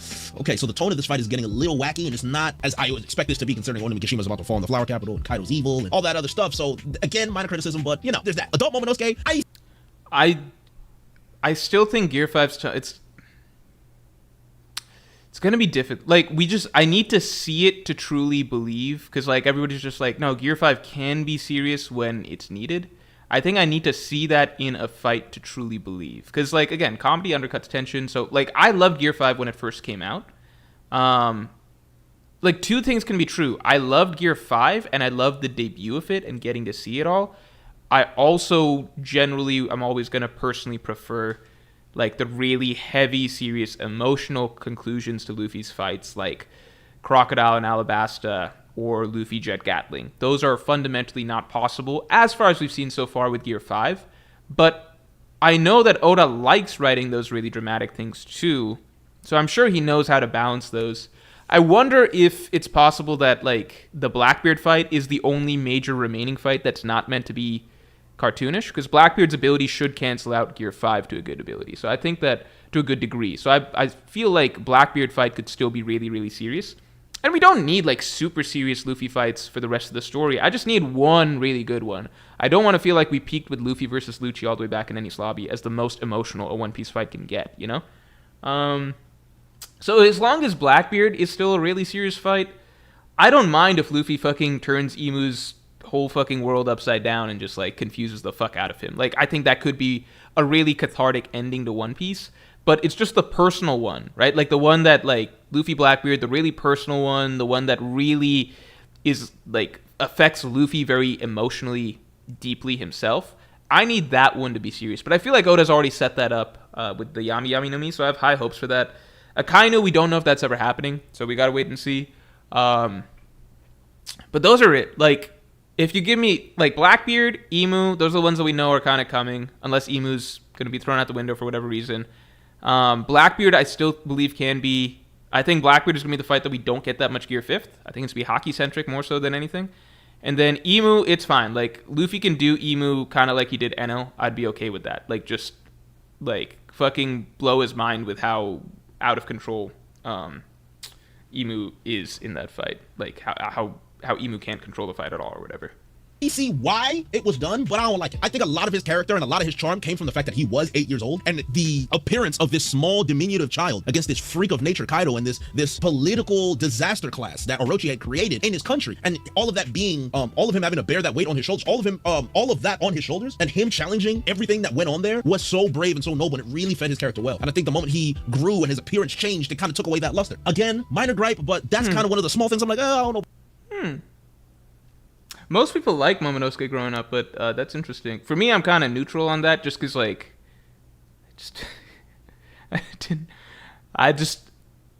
I was cool with Momonosuke. I don't know. Like, I think there were so many other things going on at the point that Momonosuke got aged up that I just didn't really care that much, I think.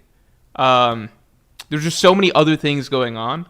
And so then by the end of it, I was just like trying to pick up scraps from like, what did I enjoy? I was like, well, I enjoyed Momonosuke's scene as an adult, telling the people of Wano or whatever. I was like, that was probably the best character stuff in the arc to me. About that one. Oden's character, I know some people can say they like Oden. I didn't really like Oden that much. I just found Oden to be really shallow. I just found a lot of his decisions to be selfish, shallow. He got rewarded really for being a dickhead a lot of the times. Now he grew up and he became a better person. Obviously he married Toki, he had the kids, and they had him twerking for 5 years on Orochi's lie, and like all these things had meaning. But Oden, again, he had great moments. I think the Hour of Legends was excellent. So one thing that's interesting, hold on.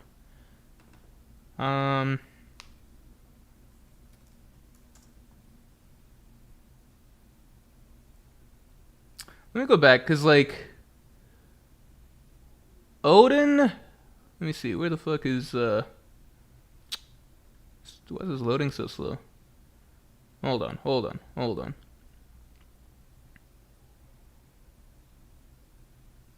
It's loading slow as fuck.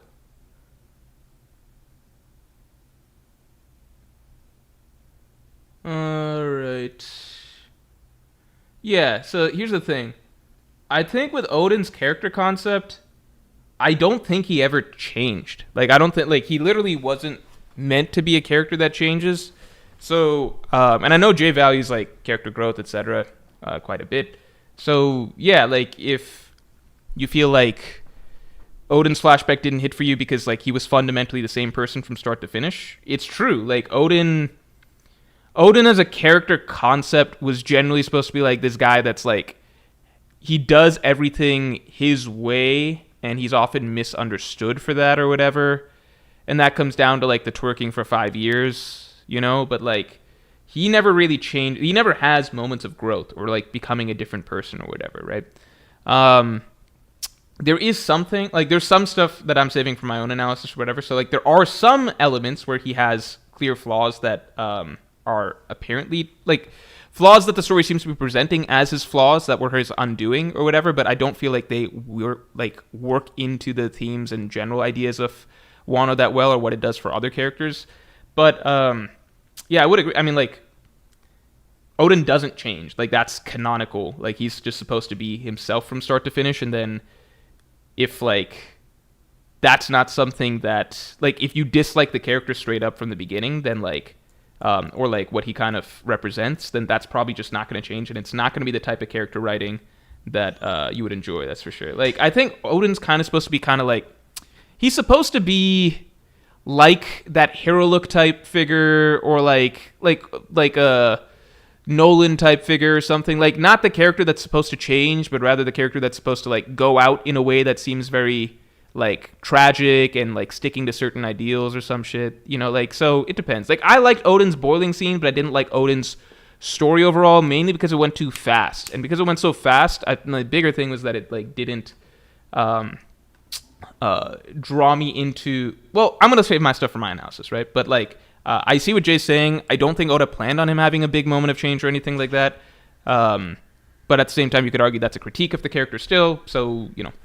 Excellent. I thought it was very, the pain of the scabbards watching Oden boil as he's holding them up was excellent. So Oden himself wasn't bad. I think Oden had a lot of great moments, but at the end of the day, he took a backseat in his own flashback because of Roger and Whitebeard, and I never really got invested in him. It's yeah, like, he did. I never really understood Oden, and maybe that's my fault. I think I was most invested in and enjoyed Oden the most during his moment, the boiling moment. I think that's when I enjoyed him the most, because it was just a cool way to, it was a very cool, dramatic way to go out. I still think the panel of Oden holding up everybody as he boils, that was one of my favorite panels from Wano. I think I like images that communicate a lot from like a single shot, so I enjoy the shot of Oden boiling while holding up all the scabbards. At the same time, then I learned that that's actually pulled from like some famous Japanese painting or something, so then I cared less. But, you know, it's still a cool shot. Well, this is why it's more about me, but again, Oden for me, as I'm watching him, as I'm studying him, as I'm looking through these chapters, I'm like, he's not moving me. He's not moving me as an individual. His actions are moving me. What he's doing is moving me, because it's like, it's almost as if, yeah, you're supposed to like this guy. Like, look what he's done. Look how he sacrificed. But then Oden the person, the deep introspection with Oden, I never felt a connection with him emotionally. Like, I never felt any connections with Oden emotionally. It just didn't do it for me. He just didn't do it for me. He just wasn't it. Like, that's it. And I think it serves a purpose that now that we're out of Wano, no one talks about him anymore. Nobody mentions Oden anymore. We still mention all kinds of other characters in the story, but the moment Wano's over, this is not true. I see polls somewhat frequently comparing Zoro to Oden, and people keep asking, is Zoro stronger than Oden yet? I think that's the main context in which I see Oden come up once in a while. I still think Oden's above Zoro. I think we need to understand how Ashura works better with Zoro before we have further discussions. I think we're going to get into a totally different discussion, but I think Ashura Zoro is very, very slept on at this point in time. But I think overall in a fight, I don't think Oden's going huff with Lucci. niggas not remembering Oden anymore. So I'm just like, yo, like, this is we got caught up in the Flash, and we didn't look at Oden for really who he was. The Oden flashback was a mixed bag, but majority of it was good, again, because of Roger and Whitebeard. And then another minor criticism, the Big Mom Pirates. Like, why were they even here? Like, Peril Sparrow was the only one that even kind of came out here, and he got folded. And then they came here to kind of serve as a threat to us. Like, oh my god, the Big Mom Pirates are here, Smoothie might actually fight, we got Mount Dor, they've got Peril Sparrow, and they kind of just fall off a waterfall and never show up and then leave Big Mom. Yeah, I think Oden was stronger than Kaido for sure at that point in time, but then people will argue that Kaido became a lot stronger. It's hard to debate because it's just like I think portrayal wise at that point in time Oden was supposed to be stronger than Kaido, right? But in the future, like we don't know how much stronger Kaido got over those 20 years, you know? Yeah, we just don't know how much stronger Kaido got. It also is, it's a very vague note because we get no other. The problem with Oden is that like he has very few things to use as a measuring stick because we see Oden and Whitebeard clash, but then once we see Oden and Roger, then we get the clear so we know that Oden's impressive to Whitebeard, but then we get the clear understanding that okay, he's not actually on Roger and Whitebeard's level. But then we're told that okay, Oden got a lot stronger over the course of like his travels with Roger and Whitebeard, and then we see Oden fight Kaido, but we're not told how strong Kaido is at this point in time. So we have no real measuring stick. So we kind of just assume okay, Kaido's probably, let's just say he's pretty strong, and then most people kind of go with the assumption that he's not gotten stronger. Or he's gotten a lot stronger since then. How much stronger, who knows? Is it even fair to assume that he got a lot stronger? Or is that just readers assuming it? Who knows? It's hard to say. Mom here, and that's it. They never showed up. So I was like, why were they even here? Why were the Big Mom Pirates even here? I don't know. On to moderate issues. Mothering mode. It's things like this where I'm like, this is so Mickey Mouse. Mothering mode. Yeah. Like this is Ulti in page 1. There are threats. Usopp and Nami are running away. Tama's hurt, and Oden creates mothering mode on the spot to justify her basically off-screening page 1, even though it was on screen. The way he got destroyed, it might as well have been off-screen. We never saw him again. He got hit with a Conqueror's Haki punch. We never saw him again, and then Ulti got washed, and that was it. Threat averted. Nami finishes her off later on, completely gone. That was so Mickey Mouse. That was like, oh, by the way, Big Mom has this trait about her as well. Even though I don't like the Mickey Mouse criticism just because Disney does. I feel like it's disrespectful to Disney because like I'm just thinking like Disney has some crazy ass good scenes, you know, like have you seen Mulan or like The Lion King or like I don't see any mothering mode happening in The Lion King, you know, like I'm not trying to say that Jay's criticism isn't good. I'm just like, I'm thinking about the term Mickey Mouse, you know? Because, like, okay, quick spoiler, the video that's coming out tomorrow talks about Saul's death. And I'm just like, I mentioned in the video that, like, I don't know, I just talk about how even Disney doesn't do stuff like the Saul surviving or whatever. But I don't know, that's a thing for another time. I just think it's like, at a certain point, calling certain things Mickey, it's like, it's disrespectful to the mouse. Because, you know, if this was written by Disney, we wouldn't get mothering mode. I'm pretty sure. I can almost guarantee it. Right? So it's implying almost that... Never mind. You could have shown that in Whole Cake Island. I didn't see that anywhere. It just came out of nowhere. I'm like, okay, all right. Again, moderate, not the end of the world. This is why I'm putting these in categories, because there's small gripes and there's the irreparable damage that comes. By the way, I am I wrong, or did the term like this was a like this is Mickey or whatever? Did it start coming out after like the LeBron James 2020 bubble championship? Is that when it really started? I feel like that's when it's based on the bubble ring system. Okay, so here's my thing on the bubble ring. I feel like people don't talk about this enough. They screwed over, like they fucked up the moment that they called it the bubble. Like it's so fucked. Cause like I'm a LeBron fan, right? The NBA went about this the worst way possible. Cause they did not have to call it the bubble. The moment it's called a bubble, like it's like fucking, like, have you guys seen the SpongeBob movie where they fucking make a point about like any bubble blowing weenies will be kicked out of this bar or whatever? Like the word bubble just, it has an inherent connotation of something like just cute or like childish, like, oh, a bubble, like you're growing up in a little bubble or something like that, or like, oh, it took place in a bubble. Like bubble doesn't sound badass. Why didn't they call it the Coliseum? Why didn't they call it the fucking Coliseum? Or like the fucking arena or the fucking fortress or something like that? Or like anything. Why? That was number one. They fucking should never, like that's just disrespectful to the athletes. Because you're telling the athletes, hey, come on in. What you're being welcomed into, you're going to compete for the bubble championship or whatever. We're all competing for the championship in the bubble. Just no, call it a fucking Coliseum. Call it a Coliseum, call it an arena, call it a fortress. Call it something that sounds badass. Right? Then we could be like, oh yeah, LeBron won the fucking Coliseum tournament. Like, he won the Coliseum finals. Like, he won the arena. Like, that's the one where they forced, like, no home court advantage. No outside support or anything like that. No families, nothing. Everybody, they just isolated all the players and had them focus exclusively on pure hoops. Like, no other distractions. No unfair advantages. Everyone even playing field. That's the most badass championship of all time. The Coliseum ring. But they call it the fucking bubble ring. And then number two, they said it in Disney World. You know how fucking screwed LeBron was after they called it the bubble ring and then put it in Mickey's hometown?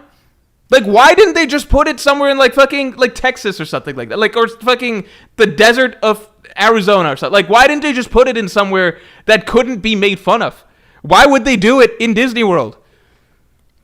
It's just fucked up. Nobody would be calling it an asterisk ring.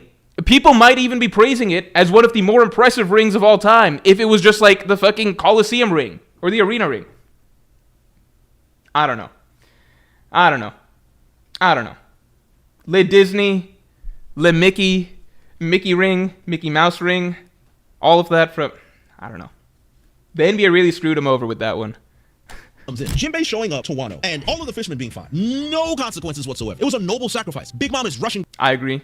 Back angry as ever. And you think Jinbei either paid a price, how did they get away, what happened to the fisherman who died? You're expecting when someone goes into a Yonko's territory and does what they did, for them to stay behind to let the Straw Hats escape. You know what? Let me make a comparison. How Luffy escaped Impel Down, right? Luffy escaping Impel Down, Bon Clay. Andrea Nami says, Le Morj defending his king, Le Mickey's honor for his fraudulent bubble ring. See, that sort of sentence, it's too easy to type.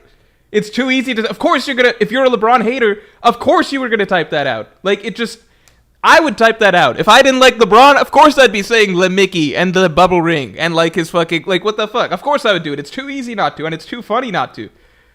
I actually still think Le Mickey sometimes, and I'm a LeBron fan just because it's funny. All right. Staying behind, and Bon Clay eventually taking the damage. I don't know if Bon Clay's dead. I don't know if that was confirmed. We have to check. But the sacrifice of Bon Clay and Luffy's emotions towards Bon Clay's sacrifice was incredible. Like, that was good. That was a payoff. That was like, okay, you're not leaving unscathed. And it just felt like Jinbei coming back, no damage, no life force taken away. The fishermen pirates are all fine based on the cover story. I'm like, come on, man. Jinbei's introduction was supposed to be a happy but also sad thing, and it wasn't. And it's like, hey, I'm back, guys. Yeah, we're lit. Didn't like it. I did not like it. Sanji and Black Maria. Oh boy. I have had so many people trying to convince me that this was a great positive thing for Sanji because he called for help, and it is a callback to him not calling for help in Whole Cake Island because Sanji likes to do things on his own. I understand that. I personally didn't see it that way. My frustration specifically at the time was just how Oda was using Sanji as a punching bag constantly nonstop and throwing him into a Khalifa 2.0 situation. It's just it's unbecoming of Sanji. It's not how his character has always been written. Sanji is he's the most intelligent person on the crew. You would argue Sanji is the most intelligent person on the crew, and Oda just made him look like a fool for the sake of Robin getting a good moment. And mind you, I can see the other side of it. But as a Sanji fan and as an avid Sanji fan, what I saw was Sanji going through this Khalifa nonsense all over again, getting beaten to a pulp because he's not gonna hit her. There's no reason he should hit her. So Sanji's only just gonna get folded like a lawn chair, only for him to cry out for Robin to pull up and save him. And I'm like, okay, great moment for Robin, but why at Sanji's expense? I don't know. I didn't like it. I didn't like it because of how Sanji had been portrayed all the way up to this point, and then Ifrit Jambe kind of made me forget about it. And that's why I never talked about it again. But another thing, moderate issue. Not the biggest deal. Another one, the Tobi Roppo. They were ass. Radman says retroactively makes Whole Cake Island's conclusion so much worse. Yeah. The Tobi Roppo were bad. All right, Drake was bad too. Drake really didn't do nothing. Drake was trash. Oh my God, that Triceratops, what is his name? Sasuke. Oh, garbage, utter trash. I mean, oh my God, everything about him was bad. I just, least memorable person in the entire arc. His fighting was disgusting. The little spin helicopter. I'm glad Frankie folded him, honestly. Shout out to Frankie, no shade on Frankie. Sasuke was terrible. Who's who? I mean, the racismo was wild. Did you just call him Sasuke just dismissively? Helicopter thing. I'm glad Frankie folded him, honestly. Shout out to Frankie, no shade on Frankie. Sasuke was terrible. Okay, I thought I heard Sasuke. I thought you were just like making fun of him. All right. Who's who? I mean, the racismo was wild. We had, there was the lore dump and the Nika plot device. Racismo. I don't think Who's Who was even that racist. I thought he said something like fishmen don't move as fast on land. And like, that's just factually true. Like, Arlong tells them that or something like that in their first fight. I guess technically he says we move faster in water. But isn't that the same thing as saying we move slower on land? And Jinbei is slow. But that might just be because he's fat. So I guess he could have said that. That's true. He didn't have to pull the racism in. He could have just been like, hey, you're too heavy to be moving that fast, you know? Yeah, that's true. He didn't have to pull the race card in. With Jinbei, and Jinbei folds him like a lawn chair. Who's who really wasn't anything else besides a racist Lucci wannabe who got folded. I'm like, all right. So no investment in that character either. Alti was the only one that we like. We like Alti. Fair. Page 1. Is there anything good to say about Page 1? He got nice hair. He got folded like a deck of cards by Raid Suit Sanji. Then gets folded like a deck of cards by Big Mom because of mothering mode. Terrible. Terrible. Terrible. Oh, the Flying Six. Oh my goodness. I feel like I'm missing one. Who am I missing from? We got Who's Who. Trash. Sasuke. Trash. Page 1. Trash. Drake. Trash. Alti. We like Alti. Who's the sixth? Oh, Black Maria. I don't remember exactly what Who's Who Fishman, the Fishman. I thought it was just calling Jinbei slow, but maybe I'm forgetting some lines. I forget. Glam says Jinbei is not slow at all. Lol. I disagree. I took what. Here's how I know Jinbei's slow. Okay, I know Jinbei is slow because I was trying to get my friend to watch anime. This was back in college, so I'm trying to get him to watch One Piece, and the pacing for One Piece is just. It's brutal, right? But he's like in it. Like he's in it. And he skipped a lot of arcs, but now we're at like Impel Down. So I'm trying to get him to keep with it, but it's just a fucking challenge because like the way One Piece worked at that point in time, like Impel Down, Marineford, Sabaody, like that whole stretch, it's a very unique stretch because the plot is just so interesting and it has so many good moments, but it's easy to forget that in the anime, it's ridiculously slow paced. And so the anime will grab anything for a bit of filler. Like, there was some filler that they're doing with, like, Buggy and Mr. 3 throughout Impel Down, where they were, like, trying to blow down a door. And that would take up, like, 10 minutes an episode, them just cutting over to that. It's like a filler scene. But, like, I knew anytime we're cutting over to that we're going to be wasting, like, 2 minutes or something like that, right? It's just the anime trying to pad time. So, it was tricky because I wanted him to stay invested in the story. And for the most part, he was. Like, there would be times he'd be like, oh, this is just like the best shit ever, this is so cool or whatever. And then there'd be some episodes where it's just like, nothing's happening, it's really slow moving, nothing of note, yada, yada, yada. Like, it's just like, and I'm just like, fuck, he might fucking drop One Piece here. It was like a very polarizing thing. It was like either One Piece is the best shit ever, or he's fucking falling asleep, right? Because the pacing was just so off, all right? So enter fucking Jinbei, all right? If the anime needed a dude to slow down the pace, Jinbei was like a gift from the heavens, all right? Jinbei's first attack that he throws out in the story takes fucking like 6 minutes. I might be exaggerating slightly, a tiny bit. But Jinbei, like they're all facing the guards, right? Luffy does his big punch, Crocodile does his sand move or whatever, and then it's like, oh boy, time to see Jinbei move, right? And Toei animators are like, they're rubbing their hands together. It's like, all right, we're gonna milk some time out of this. This fucking fat ass is gonna have the slowest moves in all of One Piece. And that's going to be the way he fights. How he became a warlord, nobody knows. All right? So Jinbei puts out a punch. Punch does nothing. Right? Punch does nothing. You can get up, go to the bathroom, come back. Punch has still done nothing. Then, a good 5 minutes later, you see one of the guards. These are all fodder, by the way. There's no need to turn this into a spectacle. Right? We see the fodder slightly start to curve, like their face is curving. So then the fodder's face starts to curve for the next, 4 minutes or something like that. And then Jinbei's still in his stance, right? He's done his slow punch, his special ability, slow punch. He's in his stance, freeze frame, hold that stance for another 2 minutes, Finally, some other fodder start curving as well. So now we've got fodder curving on multiple sides. And then finally, Jinbei says the name of his move. It's like 4 tile fist or something like that. And then finally the fodder get blown away. And then it's like, okay, to be continued next episode. And it's just like, holy shit. What the fuck? The Toei found their favorite character. They found a character who guaranteed can slow the story down to a snail's pace at a drop of a hat. They found the slowest motherfucker in the 7 Warlords. Oh, he's joining the Straw Hat ship? Thank God. All right? Let's cancel the filler arcs. We got fucking Jinbei on board. Right? That's what they're thinking. Yeah, I mean, she was cute. She was Tell me I'm wrong. sadistic. Was Black Maria any good outside of the fact that niggas was thirsty for her and she beat on Sanji a little bit? If anything, she just served as an hors d'oeuvre for Robin to get her moment. Black Maria wasn't that good either, to be honest with you. So yeah, Black Maria was in it, but Robin served for a good moment for Robin. yeah, the Tobi Roppo, who are supposed to be important villains in the arc, they didn't ring true. They weren't that good. I'm not gonna lie. Now on to major dislikes. One of the things that frustrates me the most was the plot line between Zoro and Toneyasu, and Zoro having the main motivation of that arc to get revenge for Yasue. Oda frustrated me because I really bought into Zoro and Yasue's connection, Zoro's motivation, and even if Zoro wasn't gonna be the one to kill Orochi, he never saw Orochi, but he had beef with him. He had personal beef with him. And Oda is good at having those moments and at least giving you an inkling that they're still there, or an action that Zoro would take where he still held on to that. But it seems like Zoro just forgot about Yasue completely. Like completely forgot about Yasue. And it makes me sad because Yasue's sacrifice in Act 1 goes by Owl saying Morj using anime pacing for anti-Jinbei agenda is wild. I don't care. I don't care. by the wayside because Zoro was supposed to carry on that frustration and anger on because you have little tokens. This is in my video as well, so I almost don't want to. No, I'll listen, but I almost don't want to because I don't want to. I want to keep thoughts separate, if that makes sense. So, in the Flower Capital, but I agree, God bless her soul. She's wishing, that her daddy can see this and all this other stuff like that. And I just really, really wanted Zoro to latch onto that. But instead, he got attached to Hiyori's plotline, eventually kind of went off on his own. And he was supposed to lead the samurai. Dude didn't lead the samurai. He said he wanted to kill Kaido. That was his whole arc. I'm not even going to get into that when ZKK was, oh my God. Oh, pain and suffering. Dealing with ZKK was one of the worst experiences of my life. But I just wanted more from Zoro. Overall, I just wanted more character stuff from Zoro. We didn't get much character stuff from Zoro. Radman, isn't that you? Aren't you in chat right now? Also, let's get the stream likes up to 300 because we're almost at the crash out part.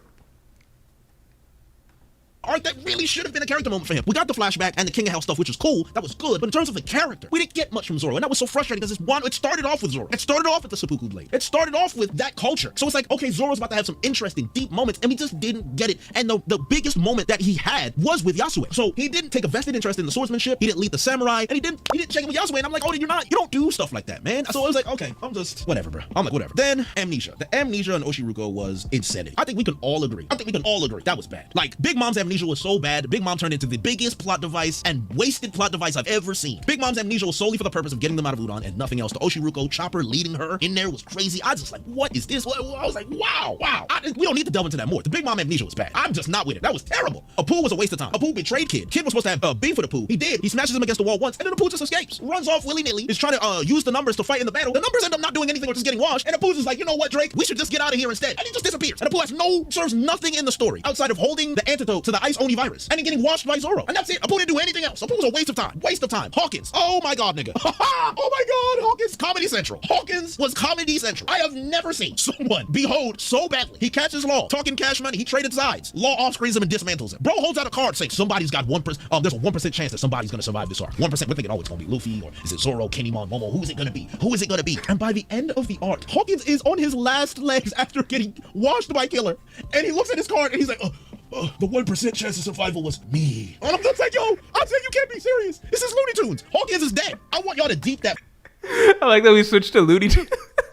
We dropped from Mickey to Looney Tunes because that actually would happen in, Looney Tunes. I can imagine that's like Elmer Fudd or something like that, opening up a card and being like, oh shit, or like whatever.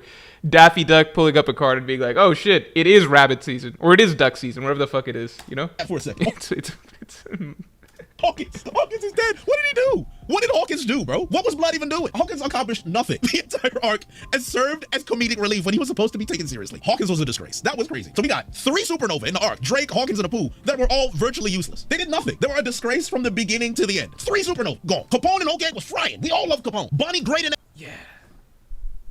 It's crazy how much Capone brought to the table in Whole Cake without even being that important of a character. Like, it wasn't a ton of character writing for Capone. It was very minimal, but we didn't really ask for any more. He just felt very influential, impactful for the arc, and he added to the vibe of the arc a lot. Like, Capone Beige was one of the most fun parts of Whole Cake Island.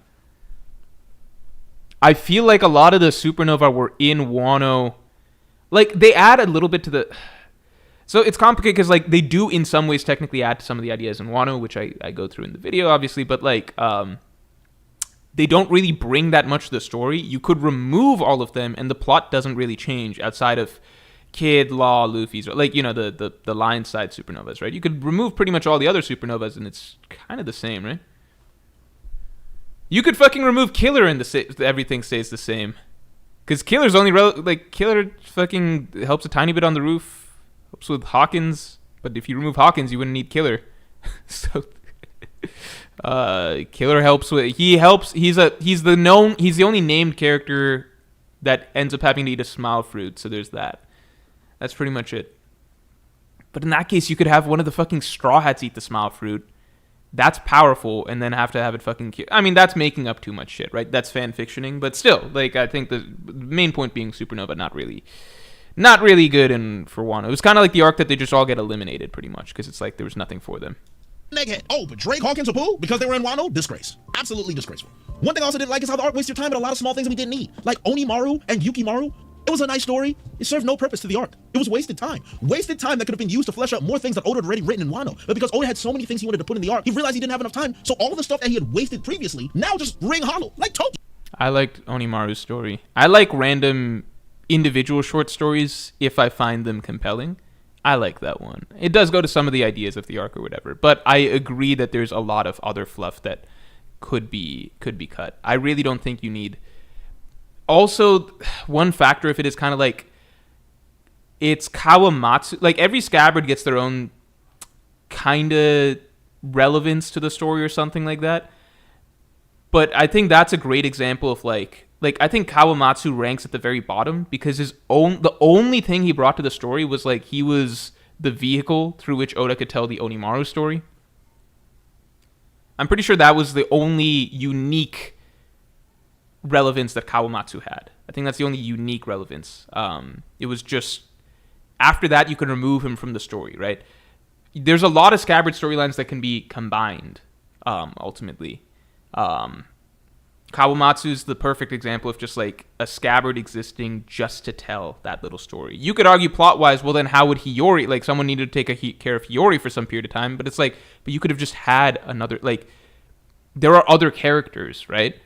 There's so many other characters. You didn't have to have a scabbard exist just to take care of Hiyori for, like, a tiny bit before Hiyori then found her way to Kyoshiro. Because that's what happened. She just ended up with Kyoshiro as soon as... Kawamatsu loses her or some shit pretty... I forget exactly what happens, but it's like...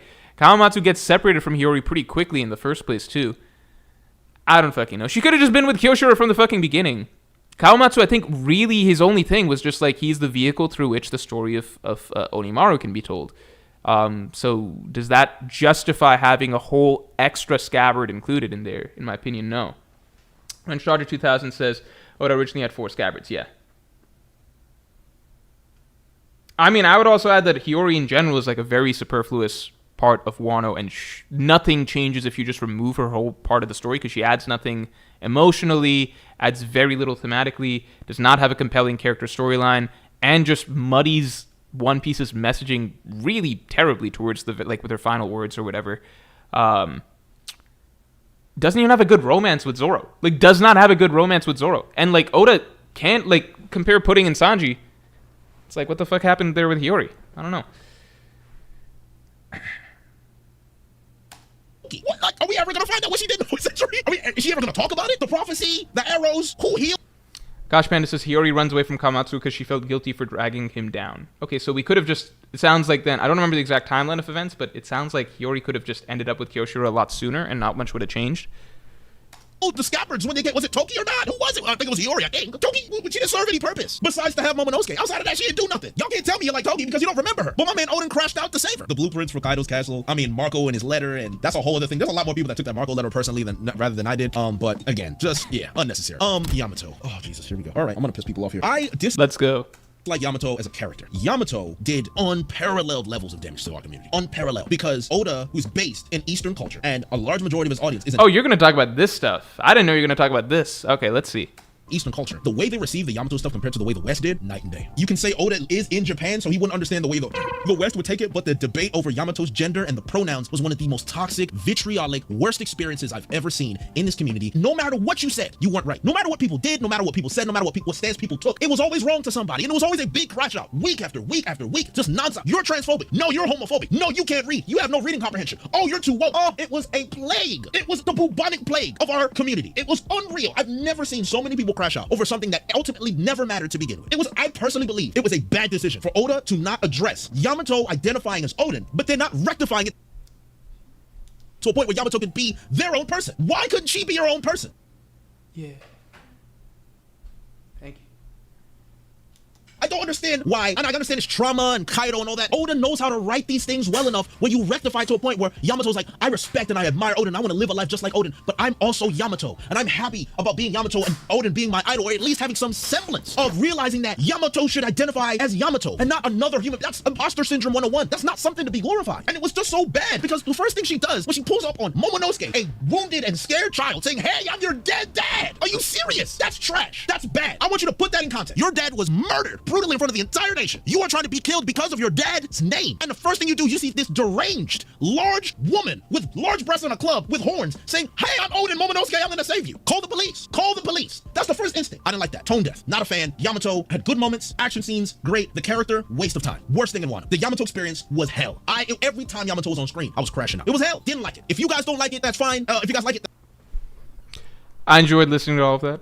that's fine, but I promise you're never gonna change my opinion on this. We did not eat Yamato at all. We didn't eat. And then Yamato never joined to begin with. That was the whole thing. Oh, Yamato's about to be a straw hat. About to be a straw hat. About to be a straw hat. Oh, psych, never mind. I'm staying. All that debate for nothing. And then we can still come back to it. It still won't make it better. I had to get that off my chest. That was, oh my lord. Kaido's character. I love Kaido. I love Kaido. Oda showed us time and time again that there was something deeper to his character. We never really understood why he wanted to kill himself. We never really understood why he wanted to be Joy Boy. We never understood that deeper yearning for power and dominance that he had, that Oda had been sprinkling in. All the talks about honor, all the talks about samurai, all the respect for Oden, all of the respect for Roger and Shanks and all these other guys. This noble warrior spirit that Kaido has, that you can see because he grew up as a warrior, so obviously that's in him. But like, you never really knew what his personal philosophy was, right? His personal philosophy was virtually just might makes right. That's really what it ended up being. But Oda had been teasing deeper meanings in Kaido for a long time. The suicidal, alcoholism, the emotional torment, all, like what was it? Where was that coming from? What happened to him? And people say, oh, we're gonna get that flashback later. The time to do it was now. The time to do it was in Wano when he was a major antagonist, not in the Rock's flashback. That is 100% true. Because if there's two sides of people that try and defend Kaido, right? Because there's the people that, and that's why it's such a difficult. I feel like this is one of the things that I find difficult with the One Piece community, and I think it's probably true for any fandom in general. Generally, when there's like a something that a large portion of readers take issue with, right? Like, let's say there's something that a large portion of readers take issue with, right? It's difficult to have like a good like debate or explanation of why this is a problem when different people will come up with different reasons to try and justify why it's okay. Because like, you've got 50% of people that defend Kaido basically saying that like, no, all of his stuff is like really totally obvious and clear within the arc itself, okay? Like, oh, you just have to analyze it properly or whatever, and like, it's all very clear, right? So that's what 50% people say. And then the other 50% say like, no, it's okay because all of this is going to be motivations that are explained later on, right? So some people will come up with one argument, and then some people will just say like the other. So like right there, you know, you know that there's something disingenuous coming from both sides, because generally, if there is a clear answer that's correct, everybody has the same answer, right? Like, if there is an actual answer that's correct, everybody has the same answer, right? Like, if I'm like, what do you call? If I'm like, if somebody says like Nami or like Robin betrayed the Straw Hats in Water 7 because she hated the crew, right? If somebody said that, then everybody else's response would be, that's not true. Robin didn't betray the Straw Hats. She made a deal with the world government to protect them, right? If there is a genuine defense, everybody's able to kind of see that defense, right? Like, it's not going to be like a million different... You don't need a million different excuses as to why Robin betrayed the Straw Hats in Water 7, right? So we're coming up with the criticism of, like, okay, what's the issue with Kaido? And, like, people are throwing a bunch of shit at the wall to try and defend Kaido. That's right there, to me, suggesting that, hey, maybe that in itself is indicative of Kaido being poorly written, right? Maybe that's a starting point, right? So, you've got 50% of readers who say that Kaido's stuff will be solved later down the line in some other arc. As Jay says right here, that's bad. You need, like, this is storytelling 101. The villain's motivations need to be understood within the arc itself, within the storyline itself. That's where the motivations need to be understood. Because it can't just be fun fact trivia later down the line, right? The motivations, what they are fighting for, and why they care about it needs to be understood in the story itself. I could go on and on explaining why that is, but I really shouldn't have to. It's very cut and dry. I do explain more about that in my own video, but I'm not going to get into the details here, okay? Second, among the 50% of people who don't make that argument and instead argue that Kaido's motivations are very clear within the arc itself and all of that stuff, you know what the funny thing is? They all have different fucking interpretations. I've seen so many different arguments as to why Kaido is actually trying to do what he was doing in Wano. Each of them requires headcanoning something that does not have a basis, but fits with somebody's own vision of what they would like the answer to be, right? So at the end of the day, if you've got this many different things that people... Like, if people are just throwing shit at the wall to try and justify the character, then that's not actually analyzing the character, right? Because then there's no consistency in the conclusions that people are coming to. All right. Tomahawk PWPT, thanks for the 5. Third option, he didn't need anything else. You're just expecting too much, even though Oda put those expectations in the story itself to have it. Yeah, that's the last part. I forgot about that. That is also an argument. A lot of people are just like, oh, Oda didn't have, like, Kaido shouldn't have anything else. It's like, these are all of his lines of dialogue. Literally every single one of his dialogue, lines of dialogue gets at a greater motivation that he is not explaining in this moment, and then just never comes out in a way that has consistent clarity with all of his previous stated or previously established bits of dialogue, you know? Anyway, continuing on.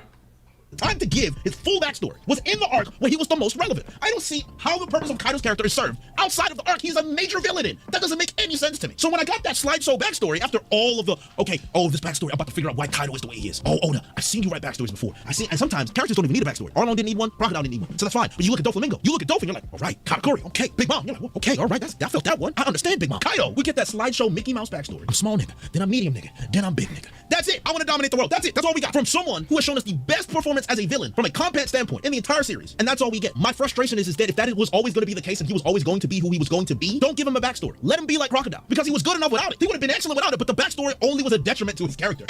What's funny is, like, with Crocodile, you don't really need that much because Crocodile's never hinting at anything mysterious throughout the arc. Like, he's actually very forthright with everything that he's interested in from the beginning. He's like, our project, it's called Project Utopia. We are going to create an ideal nation.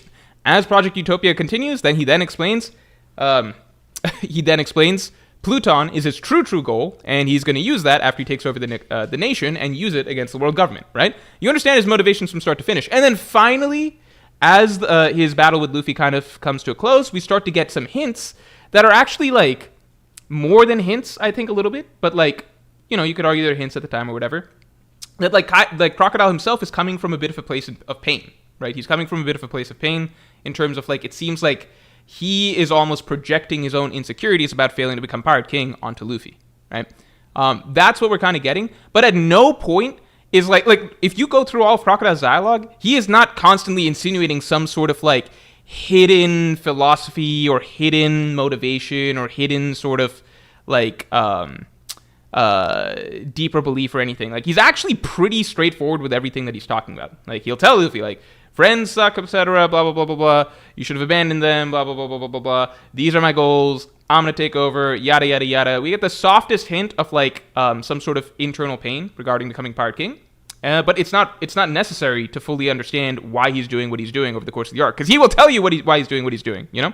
It was really the final nail in the coffin for me, because out of all the characters in the entire arc, Kaido was the one. So that's why Crocodile doesn't really warrant a backstory at the end. Because, like, by the end of the arc, nobody's fucking asking, like, wait, what? Like, why is Crocodile, like, the way he is? That's not, like, that. Maybe that's a question you might have, but it's not a question that the story itself is ever posing. Whereas Oda poses the question about Kaido many times throughout the arc. Many times throughout the arc. Like, I would love to I've strung together his dialogue and well, you guys will, okay, whatever.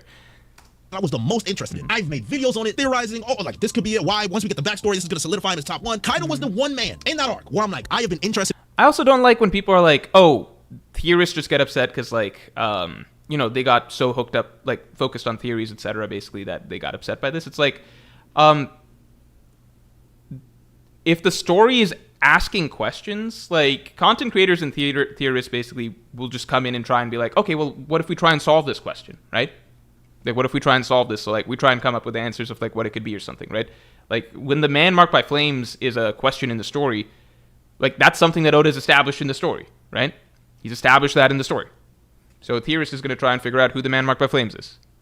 That's not the, like, you know, like, if the theorist gets it wrong, then that's one thing. But that's not the complaint here. The complaint is that we never get the answer, right? That's very different, you know? You can get upset with a theorist for getting too hooked on their theory, right? Obviously. But that's not the same as basically brushing aside the criticism that, like, well, this question was posed in the story and then never got an answer, right? Because the question still needs to be answered, right? In Kaido from the start all the way to the end. I love them. That was it. Once I got that flashback with Kaido, because we didn't get that, the Hour of Legends, where we were wondering how did Kaido get scarred. No one could ever scar Kaido but Oden. Why? That wasn't even explained. Some say it was Kakure's haki, or maybe Oden was just strong. And I'm like, so you mean Kaido never ran into another nigga strong as Oden? And all the years he's like, oh, he didn't get scarred by Roger, Shanks, Mihawk, nobody. But Oden just cuts him. Well, I mean, that's why I personally don't think Kaido's as strong as his reputation. I think, like, the only thing that establishes Kaido is strong. The only thing that establishes that Kaido is strong is that, like, his text box says that people now, like, it's not an official text box that says world's strongest creature. It's just like people now believe that he is the world's strongest creature, right? People now believe that, right? Well, this isn't analysis stuff. This is just my own personal views or whatever. But I'm just like, okay, so the people now believe that, but the people of the One Piece world are canonically stupid as fuck. Like, almost every single time in the story ever, that we've been told that this is something that the general populace of the One Piece world believes, it is canonically false. Anytime, like, the narrator says it, or, like, strong characters say it or something like that, like, characters who know their shit say it, then we know it's true. Or it's, like, an established Oda fact or something like that. But, like, if you tell me, like, Kaido is said to be the strongest creature alive or something by people, I'm just like, okay, people also thought fucking Robin... Does that mean that Robin, like, fucking at 8 years old destroyed a Buster Call? No. From what we know from Kaido, he fucking took L's, has never beaten anyone strong, and he's canonically equal to Big Mom. We literally saw them fight to a tie.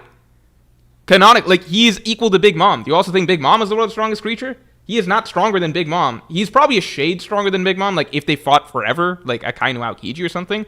But they fought for fucking forever, and, like, both of them were perfectly fine, and they both made it clear that they were both, like, actually trying to beat the fuck out of each other.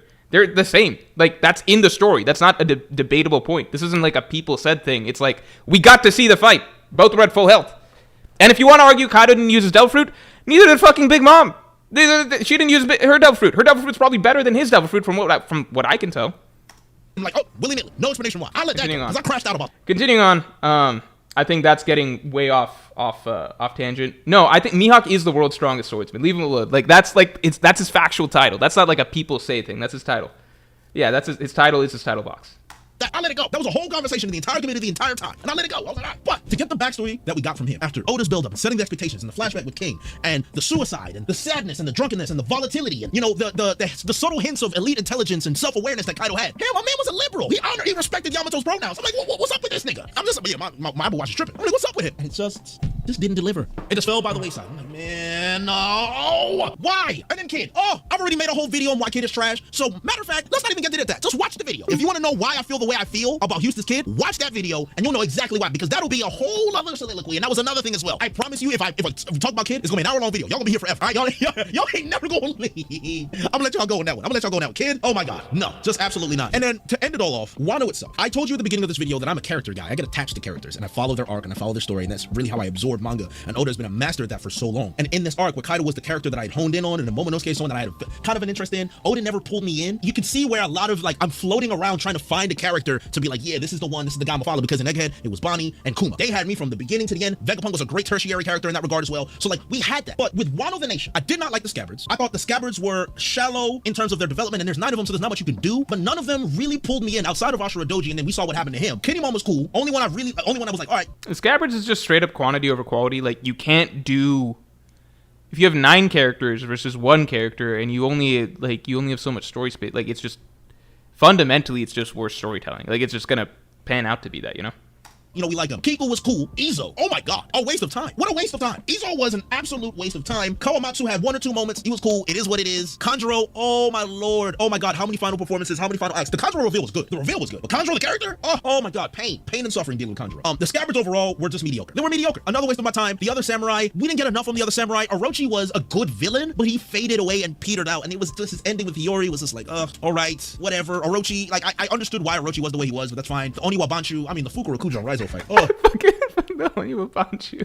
Oh my god, a waste of time. Oh my lord, that was terrible. That was a terrible experience for me. The mob bosses in Udon, again, they were there, but they didn't do much. Hyogoro, Yukimaru, Onimaru, the Hiyori stuff, the Born to Burn stuff. Like, I talked about this with Arthur at length. There's ways you can perceive that, but you have to understand, one of my biggest issues about Wano and the way it ended is what made me really distaste the arc, is that the whole reason it started is because of the cycle that the Kazuki started. Orochi's people, Korazumi's, they deserve to die, right? The uncle, the one who plotted the coup, deserved to die. Fair. Then, the Kazuki spend their lives hunting down every family member of the Kazuki, tormenting them, torturing them, and killing them. Orochi grew up watching and being hunted his entire life by the culture of the country. That was a cultural thing. The culture made Orochi who he was. That's why he wanted to destroy the nation, because the culture betrayed him and spit in his face, and he said F the nation. So he does everything in his power to basically annihilate the nation, destroy the culture, change everything. He gets taken out, and what are we doing? We're having poetry class about how Orochi was meant to burn. He was born to burn. Korazumi was born to burn. And I'm sitting there, I'm like, yes, Hiyori, you suffered greatly at the hands of Orochi. That's fair. You get your shit off, queen, that's fine. But then I'm like, but what is the message? What's the message we're getting here? What is the resolution of what happened here? Because in Dressrosa, the Shichibu guy system needs to go. Same thing with Alabasta. We got a message leaving there. What's the message we got in Wano? How do we avoid this happening again? Because saying the Korazumi were born to burn is not solving the problem that we had. It wasn't even addressed. We didn't even consider it. Then you find out Tama's Loki and Korazumi. Sukiyaki's one of the niggas that was responsible for it. We couldn't have a dialogue about that. We couldn't address that issue. To me, it didn't sit well with me. It didn't sit well with me. And as someone that really likes the resolutions that Oda comes up with at the end of arcs, he's brilliant at it. He's brilliant. Again, these are things Oda has done time and time again. It's like Oda did so many things that I'm not used to him doing in one long, large, painful arc. Where it's like I'm sitting 2-3 years and watching Oda break my heart over and over again in Wano. I'm like, yo, what's happening here? It was shocking to me. It was shocking. So to wrap up this portion where I'm talking about what I don't like, and I basically just crashed out for 30 minutes, is that Oda's never made me feel like this in an arc before. A lot of the things that I mentioned are things that Oda did that eventually led to my time being wasted and waiting. Because a lot of these things I'm saying in a vacuum, but think about the time we had with all these thoughts like, Oda's gonna cash in on this, he's gonna do this, he's gonna do that, how's he gonna end this, and how's he gonna do that, and it just seemed like everything that I had waited and expected was gone. So like I lost a level of trust that I couldn't experience anymore with Oda, and it was just shocking. It was really, really shocking. This leads to one of my final points, is that because of what I experienced in Wano, something changed in me. The way I read One Piece changed. It's almost as if I became much more of a casual reader, just because I wanted to still read the series that I've read for 15 plus years, and a series that I love and low-key built a career off of, right? Like Oda's work has done wonders for me personally. It's done wonders for me as a content creator. It's allowed me to express myself as a content creator. So One Piece is a very special place in my heart. But when it comes to the story itself, right? The idea of One Piece, the institution of One Piece, the community of it, I'm still in it. I'm never gonna leave because it means too much to me. But I realized after Egghead, in an arc that I really liked Egghead. I really liked Kuma, Vegapunk, Bonnie, the backstories, the Guard, the Kuzan, Big Business, Kizaru's backstory. There was so much in Egghead to like, so much that even after that, when Elbaf is coming up, another arc that people have been anticipating, there was a level of disinterest. There was a level of disinterest I had towards Elbaf that really surprised. I'm like, why am I not as excited for Elbaf as everyone else is? Me as a content creator, normally I'd be like, what are my expectations of Elbaf? What am I looking for? What do I want to see? Something changed in me that I've really had a hard time explaining until now. And I think what happened is that what I experienced in Wano changed how I view the story, just because I'm not expecting Oda to deliver all the time anymore. Instead, I'm taking what I'm getting. And before, I had a lot of expectations. I'm like, Oda's gonna do this, and I can't wait for Oda to make me feel this way, make me do this. And it's almost as if in Egghead, I was surprised Oda still had that in him. The Kuma backstory broke me down. You guys saw the shorts and the videos. Oda destroyed me. I'm like, oh, this Prime Oda. This Jordan 23 Oda. That was 45. That was 45 Jordan Oda in Wano, but this is Prime Oda all over again, and he can do it again in Elbaf. But for the time being, right now, the way I absorb the manga is a much more casual basis, which is why I'm doing less discussion videos. That's why I'm doing less theories. That's why when people ask me about the story, they ask me, hey, what did you think of the last chapter? I'm not excited to talk about it because I'm a casual. I've become a casual content creator. So when it comes to deep introspective opinions, like I'll talk about some things that I find very fascinating and interesting. All you gotta do is check out my One Piece is Real series to know that I can still talk about the story at a very deep level. But that's all the past stuff. I can talk about past One Piece all day easily, because there's a lot of great stuff in past One Piece that I can talk about. But for where I'm at now, it's different. It's why I'm making Agenda Piece content so much more, because I love Agenda Piece. I love what the community brings. If you notice in a lot of the Agenda Piece content that I make, it is my Discord, it is people in the chat, it's people on Twitter and their memes. It is the community that creates Agenda Piece. I just go with it, and then I create my own thing with it as well. The whole Vista memes, Big Business Barcelona, something I came up with, but us as a community, what happens is when I say these things, we come together and we make the story bigger. We expand on it. There's a whole Dadan cult in my server. Like, you can't tell me that's not hilarious, right? So it's a way where we can absorb. The Don cult in my server. Like, you can't tell me that's not hilarious, right? So it's a way. Nah, I'd postpone. I've never seen that one before. Where we can absorb. It's the way we can read One Piece in a way where it's pure. Oh shit! Oh, I'm surprised you're putting this in your video, Jay. Trios will comedic. Agenda Piece is purely for comedic and entertainment. Shit, I kind of want to see this full meme, but I can't.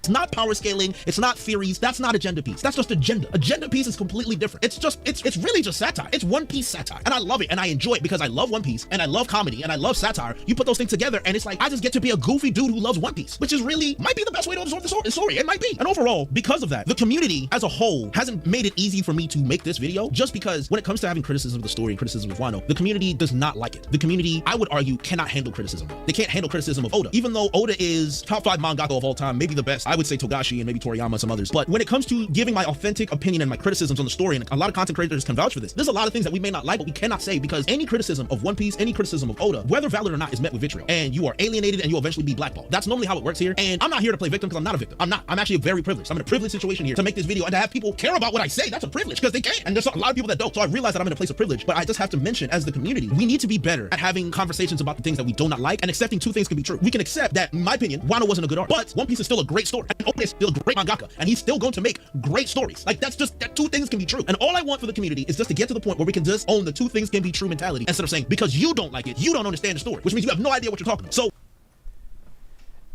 So I definitely resonate a lot with like this section. And I'm thinking about like why this is exactly. I think it's kind of like One Piece is so important to so many people, like including to myself. It's still my favorite story, and it's by far my favorite work of fiction. And like, there was definitely a point in time when I just thought that there was like literally nothing bad about One Piece, pretty much. Like, I really, not bad, but like nothing that One Piece wasn't good at, you know? Where I felt that way, and like, I started the whole channel to defend One Piece, not defend, because it didn't need to be defended, but like to talk about all the things that made One Piece great, that I felt like things that weren't as appreciated back in the day. Now, there's countless video essay channels about One Piece. I do think I was the first dedicated video essay channel to One Piece when I first started. Because there was just nothing else around, and that's kind of why my channel grew and blew up in the first place, because nobody was consistently doing video essays on One Piece. I was the first person to start doing that. I think, and like, I was so passionate about just talking about everything that it's like, it's hard to explain, but like, because we all hold One Piece in such a high light, right? And it is very, very precious to us. And it's precious to us largely because it's such a fucking good story. And it's a story that really takes you on a journey, right? Like, really, really takes you on a journey. And it does so many things phenomenally well. Like, I still feel very confident that a lot of the final... Like, I feel more confident than not in the final saga. That's where I'm at, right? I think because it's just... It gets people so hooked and invested on so many, like, really heartbreaking scenes. Like, my most emotional scenes from stories are from One Piece, generally speaking, like Robin's flashback, at least until Saul's shit happened, you know what I mean? But like if I were to compare like a series like Jujutsu Kaisen, if I recall, like, I think a lot of people were okay with like critical content and critical discussion of Jujutsu Kaisen, because I think with a series like that, people are generally along for the ride, and they're aware that they're along for the ride at a certain point. So like, criticism isn't like a strange thing to that fandom, right? I think that generally Jujutsu Kaisen's own fandom like to tear itself apart on shit on certain things or praise certain things, etc., right? I think with One Piece, partly because One Piece is just such a positive, feel-good story in the first place, I think it just breeds a sense of like, it's like one of those things that's so grand and so good, and like it's constructed so much that like you don't want to poke holes in a thing that's so close to your heart, you really don't want to poke holes in it, and you don't like the idea of other people trying to poke holes in it, because like overall you still feel really overwhelmingly positive about it, and you still want to maintain the feeling that it's the greatest thing ever, right? So like even anybody trying to poke holes in it is going to be met with like, if you don't like it, like get out, basically, right? I don't think every other series is like that. I think a lot of series are more, you know, more varied in people's in the range of like emotions people feel towards it. But because most people are into One Piece primarily because the story is so touching and so grand and so well thought out and planned, and like it knocks so many things out of the park and really endears itself to you, I think people really, really don't like negativity in this space. Power scaling is the one place that negativity is kind of like thrives in the One Piece space, because One Piece is a series that opens itself up hard to power scaling debates, because it's a series that does not like to answer questions with fights and like characters of who's stronger, but it loves to raise questions about like how do these like it loves like One Piece is the ultimate fight promoter in my opinion. Like it really, really builds up like how cool the concept of like Yonko, Admiral, like shit like that is, right? Like you get really hyped. Like Marineford was the ultimate war arc because the fight promotion of One Piece is so good. There's so much buildup, but One Piece doesn't like to answer the questions of who's stronger. So power scaling becomes a prominent agenda in One Piece. That's not like people don't like the power scaling, but that's the one area of negativity that's kind of like okay in the community. But suggesting that something isn't Goda foreshadowing or isn't like well executed storytelling or something like that stuff is taboo, I think, generally speaking. Oh, me going forward, I love One Piece. I'm not dropping the series. Don't tell me to drop the series because I'm not going to do it. I'm going to keep making content on One Piece about things that I care about. That's the difference here. When I care about something and when I want to talk about it, I'm going to talk about it. But now there's going to be occasions where I talk about something else. I might talk about another series from time to time. I might keep doing Agenda Piece content. I might stop doing Agenda Piece content. Who knows? Who knows how long the Agenda Piece gimmick is really going to last? It's a gimmick, but we like it. We're enjoying it. It's entertainment, but you know, phases and fads, they fall away. Before, One Piece used to be a massive streaming community. People barely stream now. We used to have content creators joining other people's streams all the time, but it's changed. So going forward, just expect more authenticity from me in a sense where I'm not going to hide it from you guys out of fear of backlash. What I want you guys to understand from this day moving forward and on this channel, you are going to get authentic content from me. As if you haven't been already, you have. But I'm talking about I'm not going to pull my punches anymore. I'm not going to risk. I'm not going to allow the risk of losing subscribers and backlash and vitriol and bad DMs and all kinds of other things. I'm not going to allow. Damn, so Jay's been holding back so far? What's going to happen now? Allow that to soil my integrity as a content creator. I'm going to say what I want to say. I'm going to do what I want to do, but I'm not dropping One Piece. I'm going to keep at it. I'm not going anywhere. But I wanted you guys to watch this video. I wanted you guys to see why I feel this way about Wano so we can never talk about it again. Because if you really stayed to the end of this video, I'm sure you're like, KJ, let's never talk about Wano again. And I'm like, you know what? You're right. Let's not. And if someone asks me about Wano, I'll point them to this video and we'll move on from there. But thank you guys so much for those who have understood, and for those that don't understand, it is what it is. At least you watched the video. I appreciate it. Thank you guys. It has been. All right. We watched the video. I should link the video. Let me link the video so you guys can check out. Should have done that in the first place. It's already linked in the description of this video, but I should have linked it at the start of chat.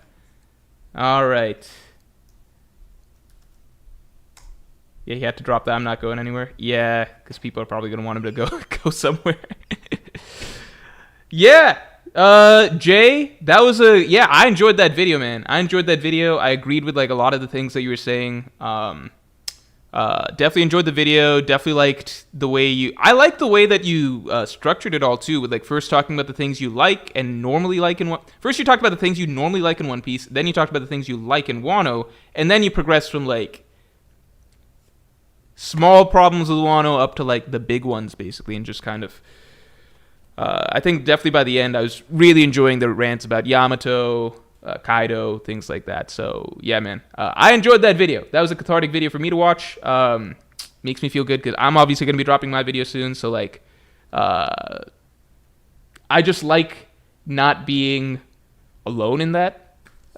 So and there's not a ton of overlap in the video topics either. So like there are definitely topics that obviously we both touch on because that's impossible not to. Like I obviously talk about the scabbards as well. I obviously talk about Yamato as well. And there's a shit ton of things in that video that I talk about that are not in this video. There's certain things that you bring up in this video that are not in my video. Glam, shouts to you as well. You said that you helped write. So if only he knew I edited a good chunk of the video, Glam LMO. Did you have to tone it down from what Glam was saying initially?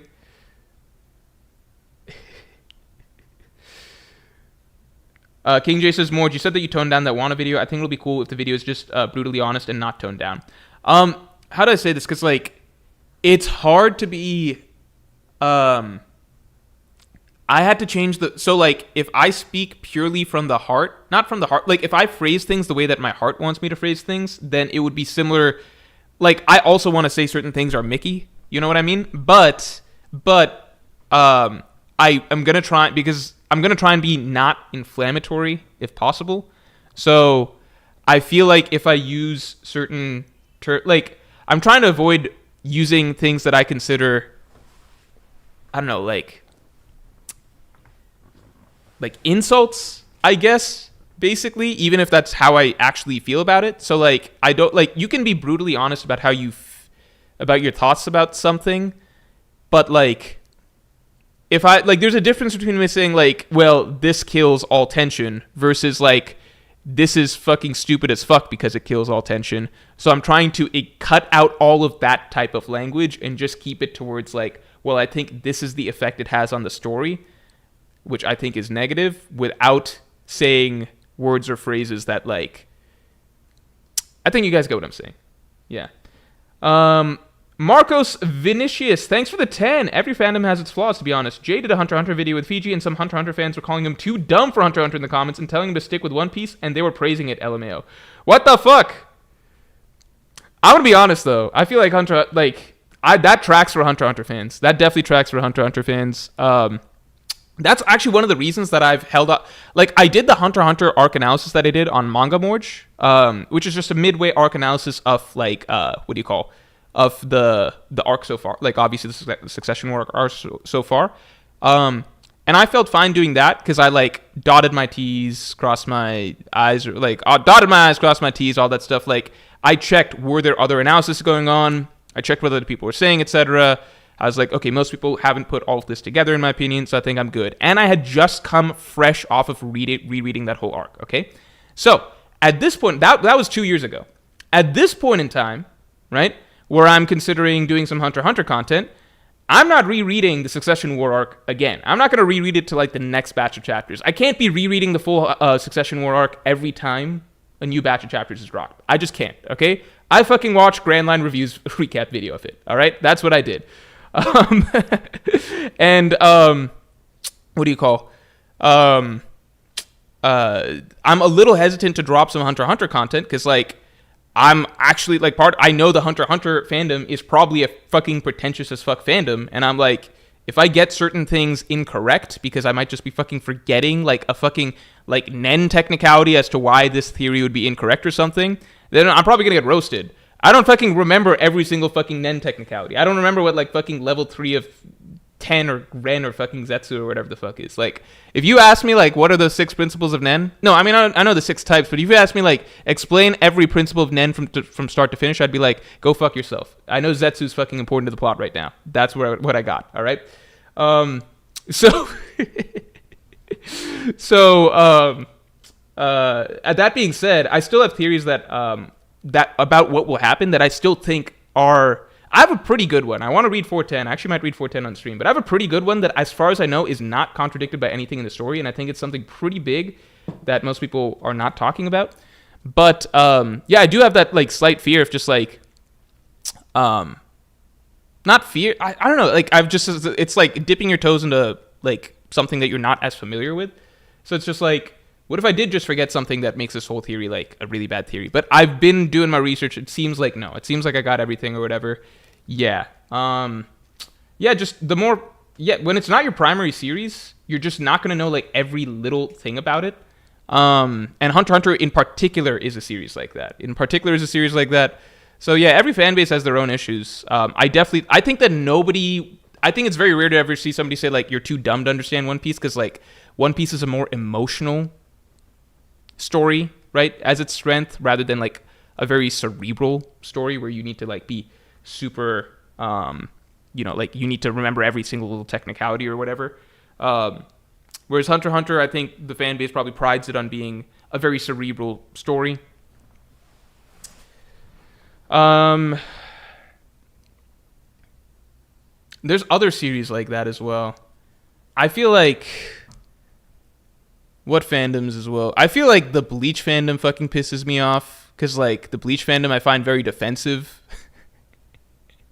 I find the Bleach fandom very defensive. Because, like, I've gone on the... Like, since I started enjoying 1,000 Year Blood War again, I went on their subreddit. And, like, it's the weirdest thing of, like, Bleach fans complaining about stuff that they don't like about Bleach and praising 1,000 Year Blood War. But then, like, also in the same subreddit, they'll complain about people that complain about those same things that I see them complaining about. I'm just like, what the fuck? I'm really liking 1,000 Year Blood War, though. Trying to remember what Naruto... I don't think I was ever into the Naruto fan base enough to really get a feel for it. Chainsaw Man, while I love Chainsaw Man, I've stayed away too much from the fan base. I also feel like... I feel like a lot of Chainsaw Man analysis is pretty shallow. But I think everybody knows that Chainsaw Man has a lot of depth to it, but I think that people simplify a lot of what that is. I don't know. Anyway. Glam says the editing stuff was a whole saga, Morj. How much did you have to cut? That I was thankfully divorced from. Bleach fans got trauma. I don't know. Radman says 1,000 Year Blood War manga better, boss. I just think that that's like a straight up insane take. But I know that you have a strong attachment to the Bleach manga, so I don't even know what to say. We'll just leave it. I can't think of a single area in which the manga is better. Because, like, for me, just straight up, in terms of imagery and atmosphere, it's so much better. Right? Like, the imagery of the 1,000 Year Blood War anime, it's straight up visually my favorite anime right now. Visually, it's my favorite anime. And not because it's got, like, Sakuga animation or whatever the fuck all the time. Because it doesn't, as much as like a Jujutsu Kaisen or Demon Slayer. But some of the shots that they portray and the color palettes that they choose, and the feel, like the painting feel, like the imagery of what they're choosing to portray is just so beautiful. Radman says, I think it's an asinine take to say the opposite, but yeah. All right, man. I mean, I think you might be one of the few existing Bleach fans in I didn't even think like the most hardcore Bleach defenders in existence felt that the manga was like I felt like it's almost universally accepted that 1,000 Year Blood War the anime is a strictly better, like, it's rare in storytelling to say strictly better, but this is like a strictly better version of the story, and like literally it's Kubo's correct version of the story. I don't know. I don't even know what to say. All right, we'll leave it. Sakuga? Yeah, I don't know how to pronounce things.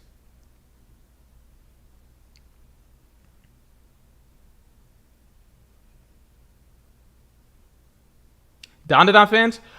Dandadan fan, I'm interested. Okay, so we're caught up on Dandadan. And we're really liking it. We're really, really liking it. I think once we're caught up with the episodes, I might read it in the manga. But really, really liking Dandadan. I think it does randomly have, like, still, like, some cringe. Like, it just, the one thing is that it still does some of, like, the cringe, like, in the first episode, the cringe, like high school girl probe, like, sexualized, very sexualized probing scene or whatever, and it still has these sort of scenes in it. Like, they still come up, and I'm just like, why does it need to do, like, because if you want to create, like, awkward and interesting dynamics between Momo and Okarun, I feel like it does that very effectively without resorting to the stuff essentially that people used to make fun of anime fans for years, right? And it's kind of like, you can be like, no, they've got this wrong idea of anime. That's not what anime is. Like anime is not like all of this weird pervy stuff. And then it's like, well, here's Dandadan, the new most popular anime. It's this stuff. And it's just like, why does it need to have this stuff? Like, why not just, I don't know, man. Hoops, thanks for the 5. Jay's video is like therapy. My repressed Wano memories are coming back, LMAO. Radman says, let me proofread your Hunter x Hunter scripts, Morj. We need a good content. I might just drop a Hunter x Hunter theory this week, man. If you would be okay with just, like, reading a Hunter x Hunter script, like, it's just a short theory that I think is a lot of fun. If you'd be okay with, like, proofreading as in, like, I need a fact check. Because my one worry is that, like, there is something I straight up forgot, nen-wise or something like that, that means that this theory is not correct. You know? Something that fucking Wing explained, like, in chapter 12 or some shit. You know?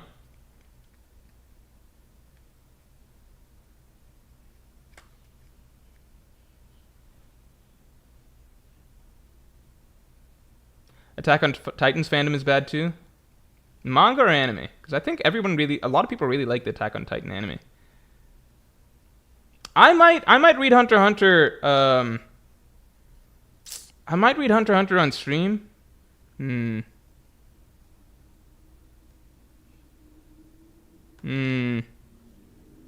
Might read Hunter x Hunter on stream. I'm not sure. Should I read the Hunter x Hunter chapter on stream?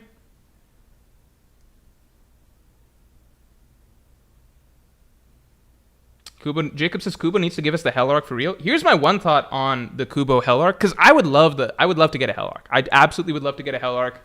Kubo's also had a lot of time, so like whatever storyline he comes up for this, I'm sure he would do a good one, right? Like a really strong one. The problem is that I feel like Bleach kind of hit a... Because Bleach, I don't know how you make... Like, Bleach towards the very end of it, in Thousand Year Blood War, it crossed the threshold in terms of abilities into very, very abstract and, like, hacks, as the kids call it, abilities, right? I think it's genuinely really hard to write, like... Because it's Bleach, right? So it is power-based or whatever. Like, you do want... It is one of those series where you do need an escalating sense of threat and power of the opponents, right? You just do. But I feel like Bleach kind of crossed a territory into which it's really difficult to write better abilities. Like a whole roster of better abilities among the villains than what the top Stern Ritters had. Because it's just, what they had was so... Like, one, I genuinely don't know how you write a more broken ability than the Almighty for the... Like, I feel like there's a bit of a divergence between Ichigo's abilities versus the villain's abilities at this point. Because before, like, Ichigo would get stronger...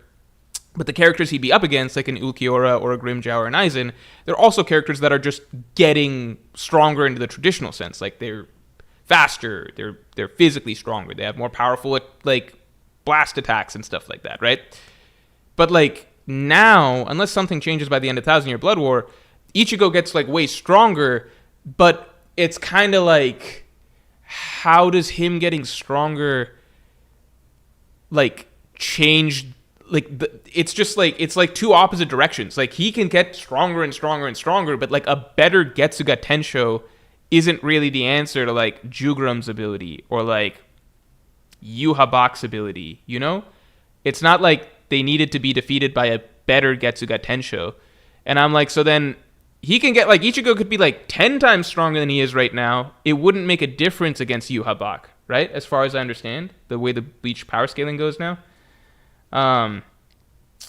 So I don't know how, like, I just don't know, like, what are and the same thing goes for a lot of characters at this point. Like, the abilities are just so hacks that the enemies have that you either need to write more hacks abilities for the main characters, right?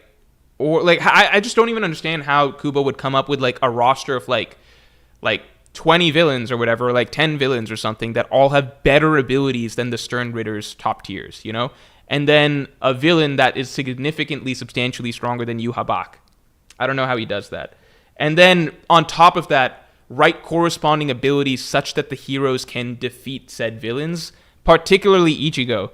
Because at a certain point, like, Getsuga tensioning, like, I feel like we're at a point where, like, Ichigo could Getsuga Tensho the entire planet, and that wouldn't really change how his strength interacts with someone like Yuha. And then the next villain is, like, going to be stronger than that, right? So I don't know. I think that it's just kind of like,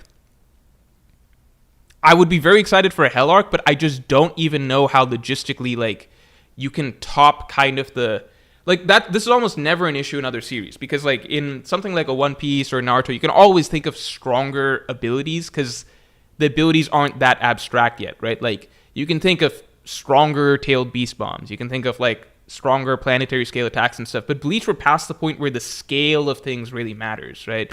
It's more so just like magic, you know? It's just like, oh, I tilt these scales and now I win instead of you win, right? That's a gross reduction of what the ability is, but that's where Bleach is kind of at.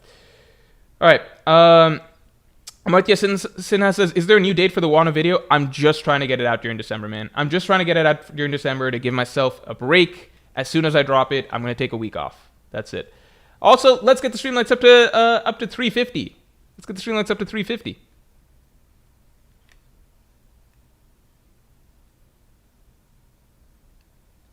I think I am going to...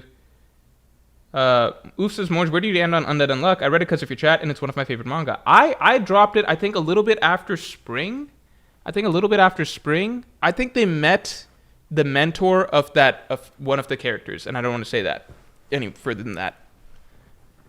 I'll probably read it when it's ending. Ending. Tom says, I've never been able to get past that part in Naruto where Four Tails Naruto fights Orochimaru on that bridge. That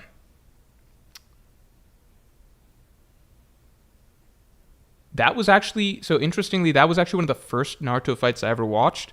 Because, like, when I was young, it's hard to explain, but when I was young and I was like the only anime I regularly watched was One Piece, so I was kind of like, oh, I'm never going to watch Naruto for real.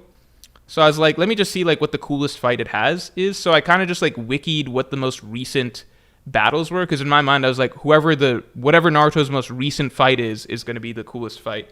And I think it was the Orochimaru fight. I do want to read Kingdom. Did you skip my super chat, lol? Oh, shit, did I? Let me see. I'm sorry, Leo.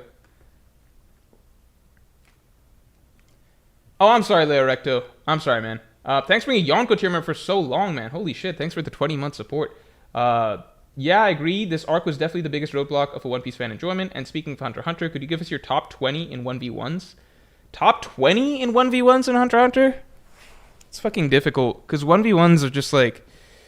I actually could real quick. You want me to do that real quick? I could do it real quick. Hoops, thanks for the 5. Jay's video was like therapy. My repressed Wano memories are coming back, LMAO. Hope you guys look forward to mine.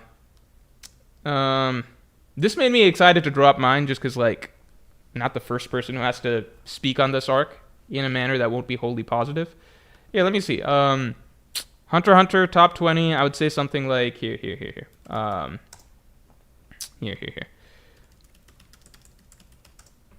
I can do that right now. Let me pull up a tier maker. The problem is that, is it caught up to... I need something caught up to the current arc.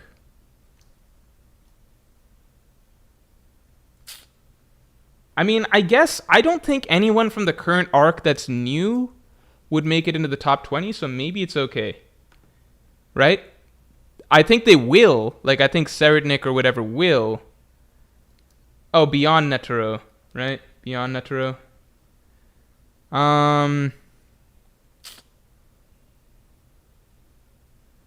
Is there a good list? Is there a good list somewhere?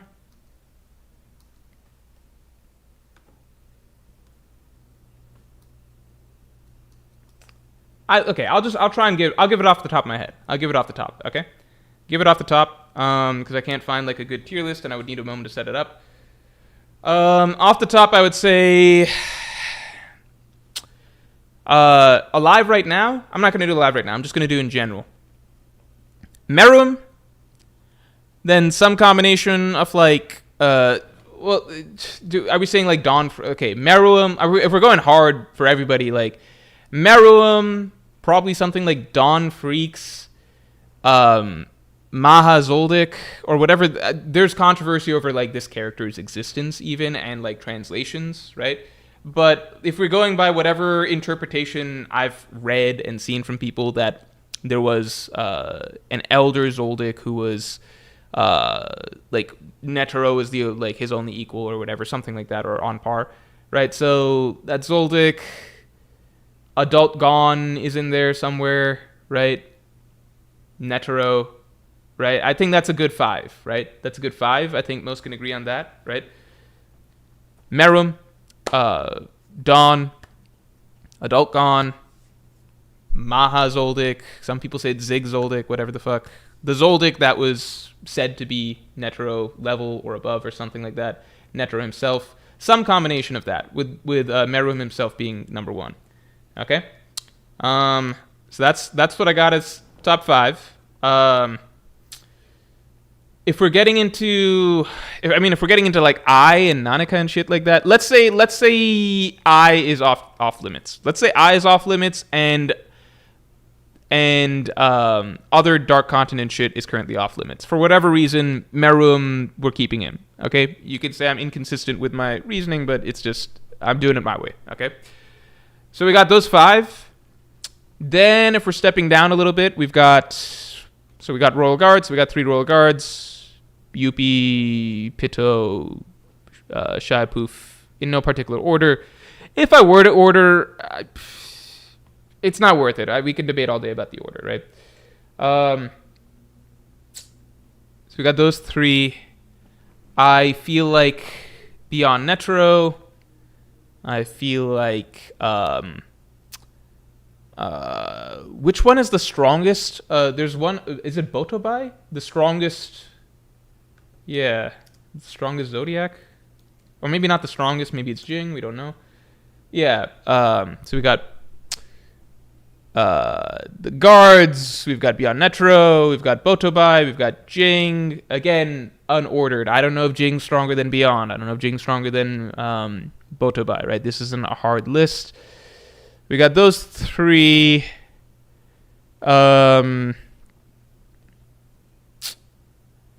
Silva, Zeno. Sorry, Zoldyck, Zeno, and Silva.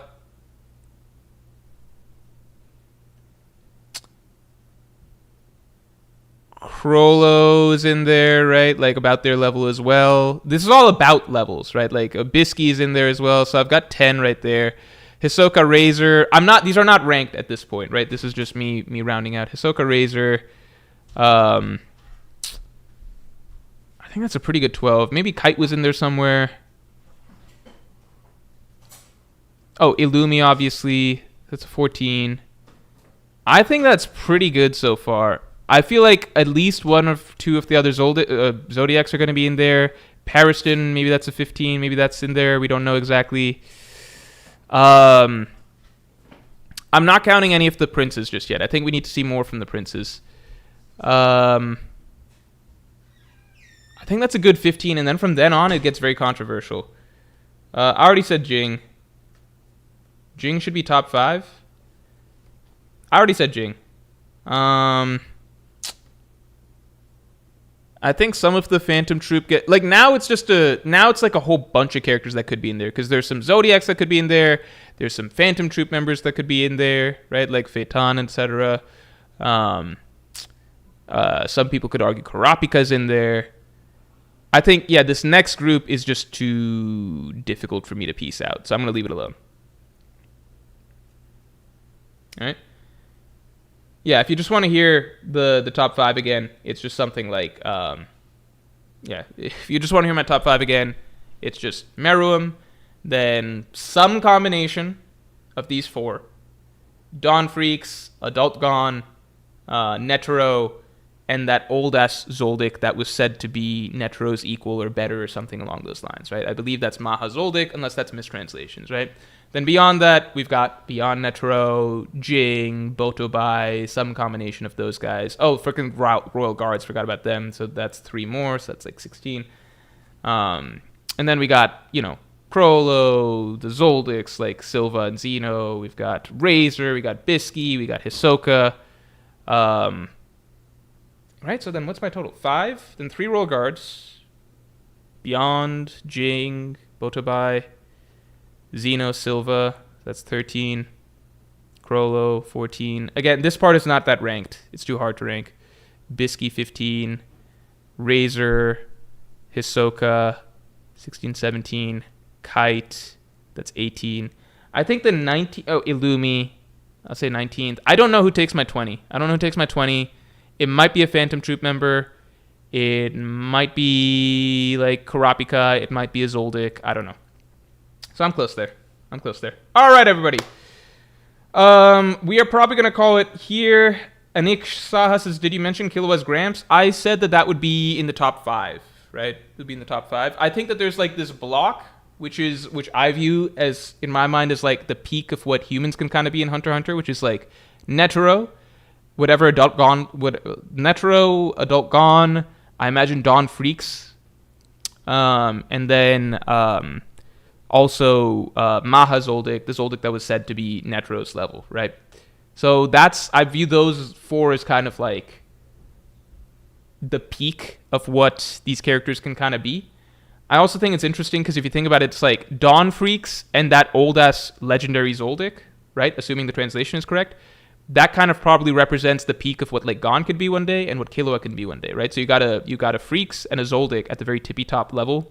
That probably Netero is the only one that kind of really got there too. So it's like 3 really significant bloodlines, because then you got beyond Netero, Serednik. There's like some consistency there, you know. Yeah. Marcos Vinicius says, read the chapter, Morj. I think I'm going to call it a day for the stream. I don't think I'm going to read 410 here. I'm a little bit tired. I want to eat dinner. Rachia says, now name top 10 One Punch Man characters. If I were to name top 10 strongest One Punch Man characters, it's possible no heroes make the list. I guess Blast and Tatsumaki. Possibly Tatsumaki. I don't know. Yeah, I think I might just call it here. I'm just tired. I'm tired. Yeah. I think I'm just gonna have to call it here. Stream just went on a little bit longer than expected. I think that's just gonna be the result of starting stream a little bit later. Maybe I just gotta be okay with. Maybe I'll do 5 more minutes or something like that. How long is the chapter? I don't want to react to the full chapter here. Is the chapter good? Is it a very good chapter? Rate the chapter out of 5.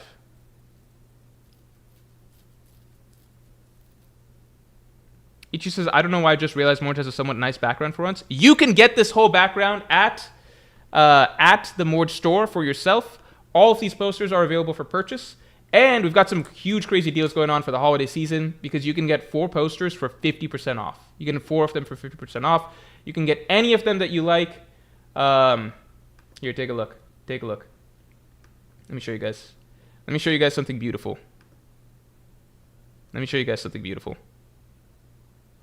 Ready? Yeah? Hold on. Fuck, I zoomed in too much. Alright. Here, hold on. Okay, there we go. Check this shit out. You guys like this shit? Look at that. We are going to do a posters tier list one day. That is happening. You got Wano, which we just discussed. Skypiea, Whole Cake, Zoe, Elbaf Knight. I prefer Elbaf Knight. Water 7, Enies Lobby, Marine Ford, Ohara, Onigashima, Thriller Bark, Hachinosu, Egghead, Chandra. We got the whole works. You can get all of them if you like. You have the option of buying the whole collection. We have a deal for getting the whole collection if you want to just get all of them. If you want to get one, you can get one. Any one of these are all available right now in the Morj store for December. And if you want to get 4 posters, you can get 50% off. So 4 for 50% off. Pretty good deal. Pretty amazing deal. Let me just drop that for y'all in chat, because you guys were asking for it. Here we go. 4 out of 5. I think I'm gonna leave it for now. I think I'm gonna leave the chapter for now. Honestly, I don't know what number, because if you guys had said 5 out of 5, I might have just been like, I'm too low energy to read a whole 5 out of 5 chapter. But 4 out of 5, that's a good way to close out.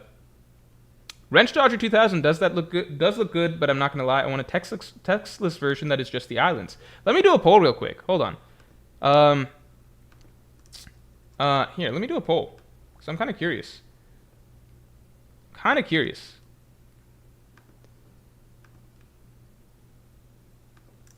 Would you guys like... Okay. Do you prefer the posters with text or no text?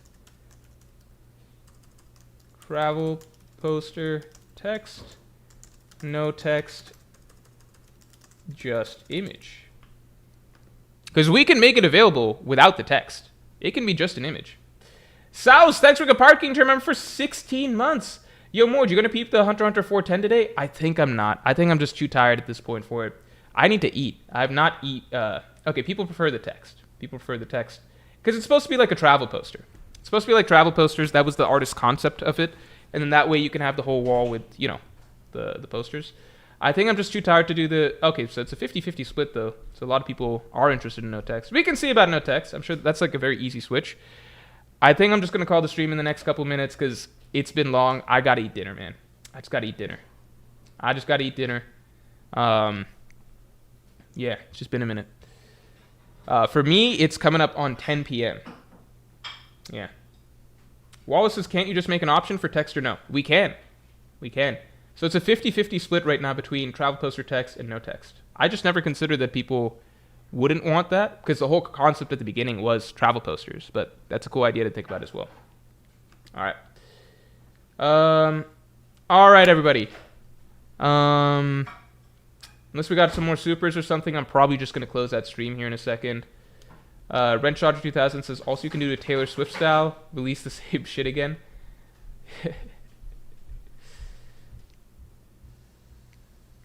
All right, everybody. Yeah, I hope you guys can look forward for my Wano video coming out. The goal is just this December, just trying to get it done. I enjoyed watching Jay's Wano video, of course. Yeah. Yeah, I think it honestly motivates me further to get my own out at this point, just because, like, you know, maybe it can be kind of a movement, you know? Just maybe we get some more more people to start speaking out about the Wano arc. I don't know. All right, everybody. I'm going to call it a day there. Thank you all for tuning in. And, yeah, I hope you guys enjoyed. I definitely enjoyed checking out that video. So, yeah. And I will watch my video coming out tomorrow. I think a lot of people will have more issues with that one because that's related to Saul stuff. But I hope you guys enjoy. And I will